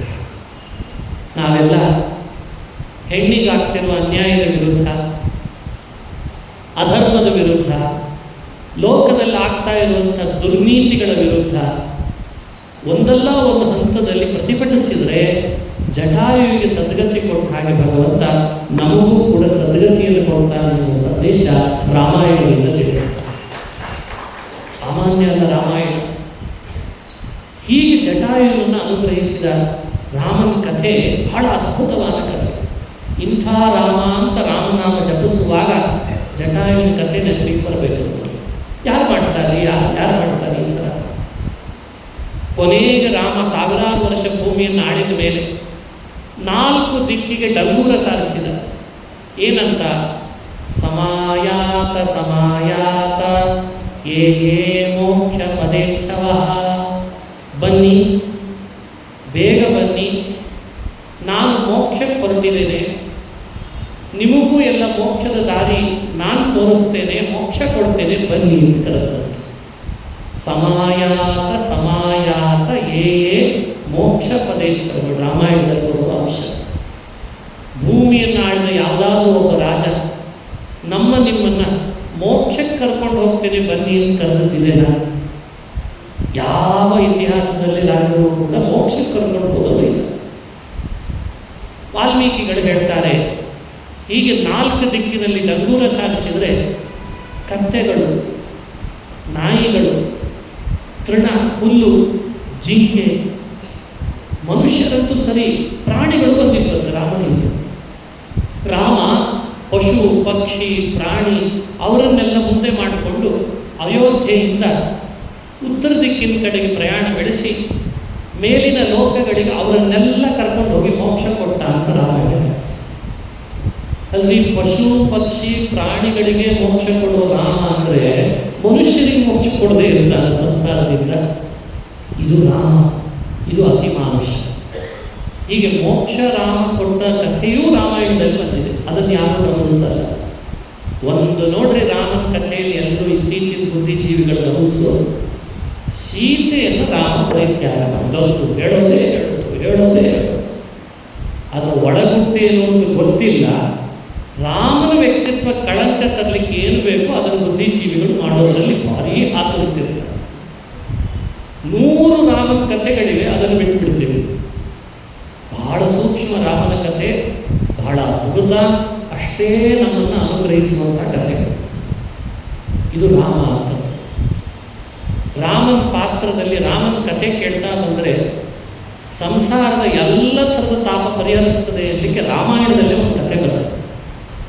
ಕಪಿಗಳೆಲ್ಲ ಹುಡುಕಿ ಬಹಳ ಸುಸ್ತಾದ ದಕ್ಷಿಣ ದಿಕ್ಕಿನ ಕಡೆ, ಭಾರತದ ದಕ್ಷಿಣ ದಿಕ್ಕು ಭಾರತದ ದಕ್ಷಿಣ ದಿಕ್ಕಿನ ಕಡೆಯಲ್ಲಿ ಒಂದು ದೊಡ್ಡ ಬೆಟ್ಟ, ಸಾಕಷ್ಟು ಬಂಡೆಗಳು, ಅಲ್ಲಲ್ಲಿ ಹಣ್ಣು ಹಂಪಲುಗಳಿದ್ದದ್ದಕ್ಕೆ ಒಂದಿಷ್ಟು ಸೇವಿಸ್ತಾ ಇದ್ದ ಕಪಿಗಳು. ಸೀತೆ ಸಿಗ್ತಾ ಇಲ್ಲ. 1 ತಿಂಗಳು ಗಡುವು ಕೊಟ್ಟಿದ್ದ ಸುಗ್ರೀವ, ಅದು ಮುಗಿದು ಹೋಗಿದೆ. ಸೀತೆ ಸಿಕ್ಕಿಲ್ಲ ಅಂತ ಸುಗ್ರೀವನ ಬಳಿಗೆ ಬಂದರೆ ಎಲ್ಲರಿಗೆ ಶಿಕ್ಷೆ ಹಾಕ್ತೇನೆ ಅಂತಂದಿದ್ದ ಸುಗ್ರೀವ. ಬೆಂಕಿಗೆ ಹಾಕ್ತೇನೆ ಅಂತ ಹೆದರಿಸ್ಬಿಟ್ಟಿದ್ದ. ಸುಗ್ರೀವನ ಹತ್ರ ಸೀತೆ ಸಿಕ್ಕಿಲ್ಲ ಅಂತ ಹೇಳಲಿಕ್ಕೆ ಹೋದರೆ ಬೆಂಕಿಗೆ ಹಾಕ್ತಾರೆ. ಹುಡುಕಿ ಹುಡುಕಿ ಹುಡುಕಿ ಸುಸ್ತಾಗ್ತಾ ಇದೆ, ಸೀತೆ ಸುಳಿವಿಲ್ಲ. ಏನು ಮಾಡಬೇಕು? ಒಂದೊಂದು ಕಪಿ ಅಲ್ಲಲ್ಲೇ ಕೂತವು ಒಟ್ಟೊಟ್ಟಿಗೆ ಸೇರಿ ಯೋಚಿಸಿದ್ರಂತೆ, ಇನ್ನು ನಾವು ಸುಗ್ರೀವನ ಹತ್ರ ಅಂತೂ ಹೋಗೋದು ಬೇಡ. ಸೀತೆಯನ್ನು ಹುಡುಕಿ ಹುಡುಕಿ ಸಾಕಾಗಿದೆ, ಅವಳೂ ಸಿಗ್ತಾ ಇಲ್ಲ, ಸುಳಿವೂ ಇಲ್ಲ. ಹೋದರೆ ಬೆಂಕಿಗೆ ಹಾಕ್ತಾನೆ. ಅದಕ್ಕೆ ನಾವು ಇಲ್ಲೇ ಇಟ್ಬಿಡೋಣ. ನಮಗೇನಂತೆ, ಕಾಡಿನಲ್ಲಿ ಇರೋರು ನಾವು ಹೇಗಿತ್ತು, ಎಲ್ಲಿ ನೀರು ಸಿಗ್ತದೆ, ಹಣ್ಣು ಹಂಪಲು ಸಿಗ್ತದೆ, ಅದೇ ನಮ್ಮ ತಾಣ. ಆದರೆ ರಾಮನ ಸೇವೆ ಮಾಡಲಿಕ್ಕೆ ಬಂದಿದ್ವಲ್ಲ, ರಾಮ ನಮಗೆಲ್ಲ ಅನುಗ್ರಹಿಸುವ ಪರಬ್ರಹ್ಮ. ಅವನ ಸೇವೆ ನಮ್ಮಿಂದ ಪೂರ್ಣ ಆಗಲಿಲ್ಲ ಅಂತಾಯಿತು. ರಾಮ ಏನು ಅಂದ್ಕೊಳ್ಳಿಕ್ಕಿಲ್ಲ ನಮ್ಮ ಬಗ್ಗೆ. ಅವನ ಸ್ಮರಣೆ, ಅವನ ಕಥೆ ಹೇಳ್ಕೊಂಡು ಹಣ್ಣು ಹಂಪಲುಗಳನ್ನು ತಿನ್ನೋದು ಬಿಟ್ಟು ಉಪವಾಸ ಬೇಕಂದ್ರೆ ಮಾಡಿ ದೇಹ ಬಿಡೋವರೆಗೂ ಇಲ್ಲೇ ರಾಮನ ಸ್ಮರಣೆ ಮಾಡ್ಕೊಂಡು ಇದ್ದು ಬಿಡೋಣ ಅಂತ ನಿರ್ಣಯ ಮಾಡಿಬಿಟ್ರು. ಒಬ್ಬೊಬ್ಬ ಕಪಿ ಆಯಿತು ಹಾಗಾದರೆ ರಾಮನ ಕಥೆ ಹೇಳ್ರಿ, ಕೇಳ್ತೀವಿ, ಅದೇ ನಮಗೆ ಊಟ, ಅದೇ ನಮಗೆ ನೀರು, ಅದೇ ನಮಗೆ ನಿದ್ರೆ ಅಂತ ಅಂದ್ಬಿಟ್ಟು ಒಬ್ಬೊಬ್ಬ ಕಪಿ ರಾಮನ ಕಥೆ ಹೇಳಲಿಕ್ಕೆ ಶುರು ಮಾಡಿದ್ರು. ಎಲ್ಲಿದ ರಾಮ ದಶರಥನ ಮನೆಯಲ್ಲಿ ಹುಟ್ಟಿದ, ದಶರಥ ಪುತ್ರಕಾಮೇಷ್ಟಿ ಅಂತ ಯಾಗ ಮಾಡಿದ, ಪಾಯಸ ಬಂತು. ಅಲ್ಲೀಗ ರಾಮನ ಕಥೆ ಶುರುವಾಯಿತಂತೆ. ರಾಮಾಯಣದಲ್ಲೇ ರಾಮನ ಕಥೆ, ರಾಮಾಯಣದಲ್ಲೇ ರಾಮಾಯಣ ಮತ್ತೆ ಮರುಳು ಕಳಿಸಿದೆ. ಆಶ್ಚರ್ಯ ಆಗ್ತದೆ ನಿಮಗೆ ರಾಮಾಯಣ ಅಧ್ಯಯನ ಮಾಡಿದಾಗ. ಎಲ್ಲ ಹೇಳಿದ್ರು. ಎಲ್ಲಿವರೆಗೂ? ಸೀತೆಯನ್ನು ರಾವಣ ಅಪಹರಿಸಿಕೊಂಡು ಹೋದ ಅಂತ ಹೇಳಿದರು. ಆವಾಗಲೇ ಹೇಳಿದ ಜಟಾಯುವಿನ ಕಥೆಯನ್ನು ಹೇಳಿದ್ರಂತೆ. ಜಟಾಯು ಎಷ್ಟು ಪ್ರಯತ್ನ ಪಟ್ಟರು ಸೀತೆಯನ್ನು ಉಳಿಸ್ಕೊಳ್ಳಿಕ್ಕಾಗಲಿಲ್ಲ, ಅಪಹರಿಸೇ ಬಿಟ್ಟ ರಾವಣ, ನೀಚತನ ಮೆರೆದ ಅಂತ ಇಷ್ಟು ಕಥೆ ಹೇಳಿದ್ರಂತೆ. ಇದ್ದಕ್ಕಿದ್ದ ಹಾಗೆ ಕಪಿಗಳು ಕೂತ ದೊಡ್ಡ ಬೆಟ್ಟ, ಅದರ ಹಿಂಬದಿಯಲ್ಲಿ ಒಂದು ಬಂಡೆಗಲ್ಲಿತ್ತಂತ. ಅವರು ಕೂತ ಹಿಂಬದಿಯಲ್ಲಿ ಆ ಬಂಡೆಗಲ್ಲ ಕೆಳಗಿನಿಂದ ಒಂದು ಶಬ್ದ ಬಂತಂತ, ಕಪಿಗಳೇ, ಸೀತೆಯನ್ನು ಹುಡುಕಿಸಿಕೊಡೋ ಜವಾಬ್ದಾರಿ ನಂದು, ನೀವೀ ಹೇಳಿದ ಕಥೆಯನ್ನು ಮತ್ತೊಂದು ಸಲ ಹೇಳ್ರಿ ಅಂತ. ಗಾಬರಿಯಾದ ಕಪಿಗಳು, ಎಲ್ಲಿಂದ ಬರ್ತಿದೆ ಶಬ್ದ? ಅರೆ, ಬಂಡೆಗಲ್ ಕೆಳಗೆ ಏನಿದೆಯೋ ಏನೋ ಅಂತ ಹಿಂಬದಿಗೆ ಹೋಗಿ ನೋಡ್ತಾರೆ. ಅಲ್ಲೊಂದು ಪಕ್ಷಿ ಕೂತಿತ್ತು. ಆ ಪಕ್ಷಿ ಹೆಸರು ಸಂಪಾತಿ. ಅದು ಹತ್ತು. ಆ ಪಕ್ಷಿ ಕಣ್ಣೀರು ಹಾಕ್ತಾ ಇದೆ. ಕಪಿಗಳೆಲ್ಲ ಬಂದ್ರಂತ. ಬಂದು, ಯಾರು ನೀನು, ಏನು ಮಾಡ್ತಿದ್ದಿ ಇಲ್ಲಿ ಕೂತ್ಕೊಂಡು, ಸೀತೆಯನ್ನು ನಮಗೆ ನೀನು ಹೇಗೆ ಹುಡುಕಿ ಕೊಡಿಸ್ತಿ, ನೀನು ಯಾರು ಅಂತ ಕೇಳಿ. ಆ ಪಕ್ಷಿ ತನ್ನ ಕಥೆ ಹೇಳ್ತದೆ, ನಾನು ಸಂಪಾತಿ ಅಂತ. ಎಷ್ಟು ಚಂದ ರಾಮಾಯಣ, ನಾನು ಸಂಪಾತಿ ಅಂತ ಹೇಳ್ತದೆ. ಅಂತದ್ದು ನೀವು ಹೇಳಿದ ಜಟಾಯು ಇದ್ದಾನಲ್ಲ, ಅವನ ಸಹೋದರ ಅಂತ ಹೇಳ್ತದೆ. ನಾನು ಮತ್ತು ಜಟಾಯು ಇಬ್ಬರು ಅಣ್ಣ ತಮ್ಮಂದು. ಅರುಣ ಅಂತಿದ್ದಾನೆ, ಸೂರ್ಯನ ರಥದ ಸಾರಥಿ. ಸೂರ್ಯನ ರಥ ಸಾರಥಿ ಅರುಣ ಆದ್ದರಿಂದ ಬೆಳಗ್ಗೆ 4:45 4 ಗಂಟೆಗೆ ಆಗುವ ಉದಯವನ್ನು ಅರುಣೋದಯ ಅಂತ ಕರಿತೇವೆ ನಾವೆಲ್ಲ. ಅವು ಬ್ರಾಹ್ಮಿ ಮುಹೂರ್ತ. ಆವಾಗ ನಾವು ನೀವುಗಳೆಲ್ಲ ಏಳಲೇಬೇಕು ಅಂತಿದೆ. ಬ್ರಾಹ್ಮಿ ಮುಹೂರ್ತ ಅಂದ್ರೆ ಅದೇ. ಸೂರ್ಯನ ರಥ ಓಡಿಸುವ ಸಾರಥಿ ಅರುಣ. ಆ ಅರುಣನಿಗೆ ಕಾಲಿಲ್ಲ. ಅರುಣನಿಗೆ 2 ಮಕ್ಕಳು, ಒಬ್ಬ ಸಂಪಾತಿ, ಇನ್ನೊಬ್ಬ ಜಟಾಯು ಅಂತ 2 ಮಕ್ಕಳು. ಆ ಕಥೆ ಹೇಳ್ಕೊಳ್ತದೆ ಸಂಪಾತಿ. ಅಣ್ಣ ತಮ್ಮಂದ್ರ ಜೋಡಿ ರಾಮಾಯಣದಲ್ಲಿ ಬಹಳ ಚೆನ್ನಾಗಿ ನೋಡಿ ಬಂದಿದೆ. ಅನಾಲಿಸಿಸ್ ಮಾಡಬೇಕು ರಾಮಾಯಣವನ್ನು ಚೆನ್ನಾಗಿ. ಸುಗ್ರೀವ ವಾಲಿ, ರಾವಣ ಕುಂಭಕರ್ಣ, ರಾವಣ ವಿಭೀಷಣ, ರಾಮ ಲಕ್ಷ್ಮಣ, ರಾಮ ಭರತ, ಹೀಗೆ ಸಂಪಾತಿ ಜಟಾಯು. ಈ ವಿಚಿತ್ರ ವಿವಿಧ ಮೈಂದ ಅಂತ 2 ಕಪಿಗಳು. ಹೀಗೆ ಈ ಅಣ್ಣ ತಮ್ಮಂದ್ರದ್ದು ಒಂದು ಜೋಡಿ ಇದೆ, ಬಹಳ ಚೆನ್ನಾಗಿದೆ ರಾಮಾಯಣದಲ್ಲಿ. ನಾವು ಅದನ್ನು ಅನಾಲಿಸಿಸ್ ಮಾಡಿಕೊಳ್ಬೇಕು. ಅದರಲ್ಲಿ ಸಂಪಾತಿ ಮತ್ತು ಜಟಾಯು ಎರಡು ಪಕ್ಷಿಗಳು ಅಣ್ಣ ತಮ್ಮಂದರು, ಒಬ್ಬ ತಂದೆಗೆ ಹುಟ್ಟಿದ ಇಬ್ಬರು ಮಕ್ಕಳು. ಒಮ್ಮೆ ಪಂದ್ಯ, ನಾನು ಹರಿ ಬಲಶಾಲಿ, ಇಲ್ಲ ನಾನು ಹರಿ ಬಲಶಾಲಿ ಅಂತ ಜಟಾಯು ಸಂಪಾತಿಗಳ ಮಧ್ಯದಲ್ಲಿ ಪಂದ್ಯ ಬಂತು. ಏನು ಮಾಡಬೇಕು? ನಮ್ಮ ಬಲ ಪರೀಕ್ಷೆ ಮಾಡಬೇಕು. ಏನು ಮಾಡಬೇಕು? ಸೂರ್ಯನ ವಿರುದ್ಧವಾಗಿ ಹಾರಬೇಕು. ಸೂರ್ಯ ಆಕಾಶದಲ್ಲಿ ಇರ್ತಾನೆ, ಅವನಿಗೆ ಪ್ರತಿಯಾಗಿ ಹಾರಬೇಕು, ಅವನ ವಿರುದ್ಧವಾಗಿ ಬರಬೇಕು. ಯಾರು ಬೇಗ ಹಾರ್ತಾರೋ ಅವರು ಬಲಶಾಲಿ. ಆಯಿತು, ಅವರವರೇ ತೀರ್ಮಾನ ಮಾಡಿಕೊಂಡ್ರು. ಸೂರ್ಯನ ವಿರುದ್ಧವಾಗಿ ಸಂಪಾತಿ ಜಟಾಯು ಹಾರ್ತಿದ್ದಾವೆ. ಹತ್ತತ್ರ ಸೂರ್ಯನ ಹತ್ರ ಬಂದರೆ ಪ್ರಕಾಶ ಜಾಸ್ತಿ, ಪ್ರಖರತೆ ಜಾಸ್ತಿ, ಸುಟ್ಟೋಗ್ತದೆ ಇನ್ನು ಅಂತ ಅನಿಸ್ತು. ತಕ್ಷಣಕ್ಕೆ ಜಟಾಯು ತನ್ನ ಸಹೋದರನ ಮೇಲಿದ್ದಂಥ ಪ್ರೀತಿಯಿಂದ, ನೋಡಿ ಸಂಪಾತಿ ಜಟಾಯುಗಳಲ್ಲಿ ಎಷ್ಟು ಸ್ನೇಹ ಇತ್ತು ಅಣ್ಣ ತಮ್ಮಂದರಲ್ಲಿ. ಸಂಪಾತಿ ಜಟಾಯುವಿನ ಮೇಲಿರೋ ಸ್ನೇಹದಿಂದ, ತಮ್ಮನ ಮೇಲಿರೋ ಸ್ನೇಹದಿಂದ ಜಟಾಯುವಿನ ಮೈ ಮೇಲೆ ಹಾರಬೇಕು, ಮೈ ಮೇಲೆ ಬರಬೇಕು. ಸೂರ್ಯನ ಹತ್ರ ಬಂದದ್ರಿಂದ ಇಡೀ ಸಂಪಾತಿಯ ರೆಕ್ಕೆಗಳೆಲ್ಲ ಸುಟ್ಟು ಕರಕಲಾಯಿತು. ಜಟಾಯು ಸಶಕ್ತ ಅಂತ ಆಗ್ತಾನೆ, ಪರವಾಗಿಲ್ಲ. ಆದರೆ ಪಂದ್ಯ ಇಟ್ಟುಕೊಂಡದ್ದಕ್ಕೆ ಅಣ್ಣ ತಮ್ಮಂದರೊಳಗೆ ಸಂಪಾತಿಯ ರೆಕ್ಕೆ ಸುಟ್ಟೋಯಿತು, ಜಟಾಯುವಿನ ರೆಕ್ಕೆ ಉಳಿದೋಯಿತು, ಕೆಳಗೆ ಬಿದ್ದೋದ ಸಂಪಾತಿ. ಹೀಗೆ ಅವರಿಬ್ಬರಲ್ಲಿ ನಡೆದದ್ದು. ಸಂಪಾತಿ ಕೆಳಗೆ ಬಿದ್ದ ಮೇಲೆ ರೆಕ್ಕೆ ಇಲ್ಲದೆ ಪಕ್ಷಿಗಳಿಗೆ ಬದುಕು ಕಟ್ಕೊಳ್ಳಿಕ್ಕಾಗಲ್ಲ, ಎಲ್ಲಿ ಹೋಗಬೇಕು? ಜೀವನ ದುರ್ಬಲ ಆಯಿತು. ಬದುಕಿನಲ್ಲಿ ಅವರವರಿಗೆ ಬೇಕಾದ ಬದುಕು ಕಟ್ಕೊಳ್ಳಿಕ್ಕೆ ಶಕ್ತಿ ಇರಬೇಕಲ್ಲ, ಅಂಗಗಳಲ್ಲಿ ದುರ್ಬಲ ಆಯಿತು.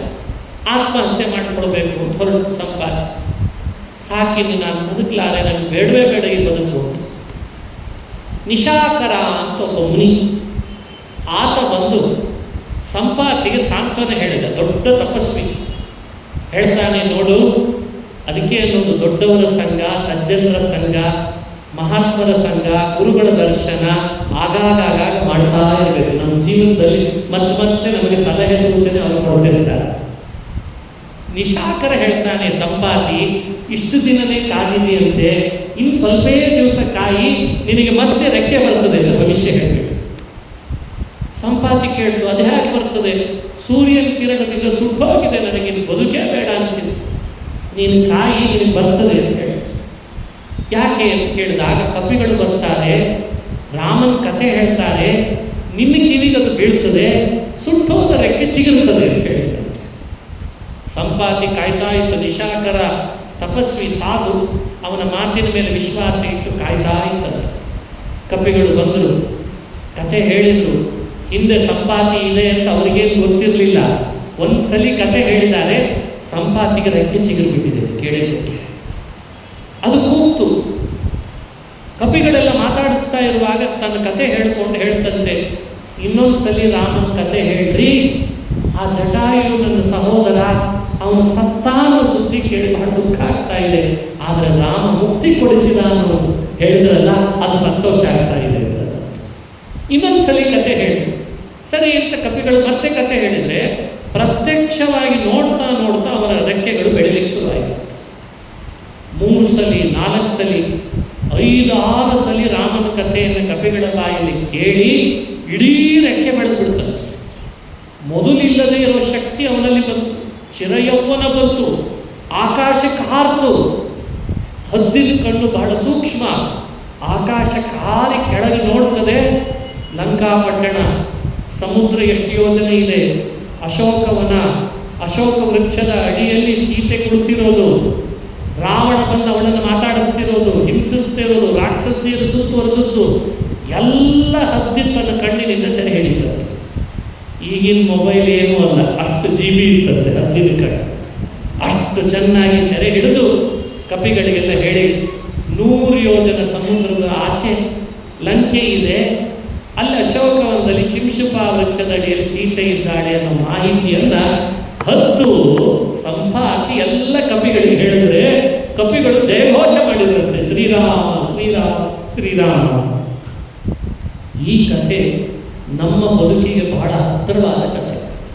ನಾವು ಸಂಸಾರದೊಳಗೆ ಸಂಪಾತಿ ಹಾಗೆ ಬಹಳ ದುಃಖಗಳ ದುಗುಡಗಳ ಬೇನೆಗೆ ಬೆಂದು ನೊಂದು ರೆಕ್ಕೆ ಸುಟ್ಟೋಗ್ಬಿಟ್ಟಿದೆ ನಮ್ಮದು ಎಲ್ಲ.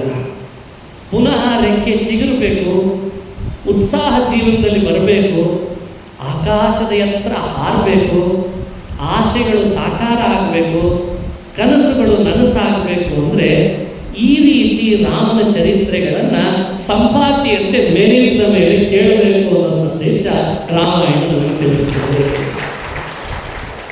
ಇದನ್ನೆಲ್ಲ ಮನಸ್ಸಿನಲ್ಲಿಟ್ಟುಕೊಂಡೇ ಪರಮ ಪೂಜ್ಯ ಶ್ರೀಪಾದಂಗಳವರು ಸಂಸಾರದ ಬೇನೆಯಲ್ಲಿ ದುಗುಡ ದುಮ್ಮಾನದಿಂದ ಎಲ್ಲರೂ ಕೂಡ ನೊಂದು ಹೋಗಿರ್ತಾರೆ.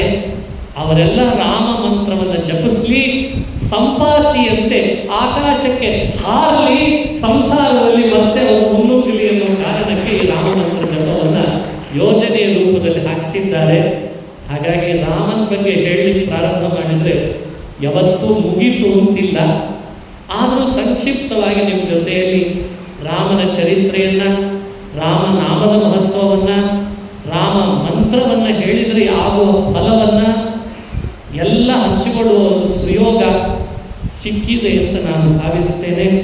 ಇಂಥ ರಾಮ ಮಂತ್ರದ ಜಪ ನೀವು ನಡೆಸ್ತಾ ಇರೋದು ನಿಜವಾಗಲೂ ಸಾರ್ಥಕ. ಶ್ರೀಪಾದಗಳವರು ಗುರುಗಳಿಗೆ ಪ್ರೀತಿ ಉಂಟು ಮಾಡುವಂಥ ಕಥೆ ಅಂತ ಹೇಳ್ತಾ ಪೂಜ್ಯ ಶ್ರೀಗಳನ್ನು ಮತ್ತೊಮ್ಮೆ ನಮಸ್ಕರಿಸಿ ಎಲ್ಲ GSB ಸಮುದಾಯವನ್ನು ಅಭಿನಂದಿಸಿ ನನ್ನನ್ನು ಈ ಕಾರ್ಯಕ್ರಮಕ್ಕೆ ಭಾಗವಹಿಸುವಂತೆ ಹುಬ್ಬಳ್ಳಿಯವರಾದ ಸದಾನಂದ ಕಾಮತ್ರು ಬಹಳ ಅಭಿಮಾನದಿಂದ ಬರಮಾಡಿಕೊಂಡು ಅವರನ್ನು ಕೂಡ ಅಭಿನಂದಿಸಿ, ನೀವೆಲ್ಲ ಈ ಕಾರ್ಯಕ್ರಮಗಳಲ್ಲಿ ಭಾಗವಹಿಸಿದ್ದೀರಿ, ನಿಮ್ಮನ್ನು ಕೂಡ ಮತ್ತೊಮ್ಮೆ ಮಗದೊಮ್ಮೆ ಶ್ಲಾಘಿಸ್ತಾ ನನ್ನ ಮಾತನ್ನು ಮುಕ್ತಾಯ ಮಾಡ್ತೇನೆ. ಶ್ರೀಕೃಷ್ಣ ಅರ್ಪಣಮಸ್ತು. ಹರಯೇ ನಮಃ. ಹರಯೇ ನಮಃ.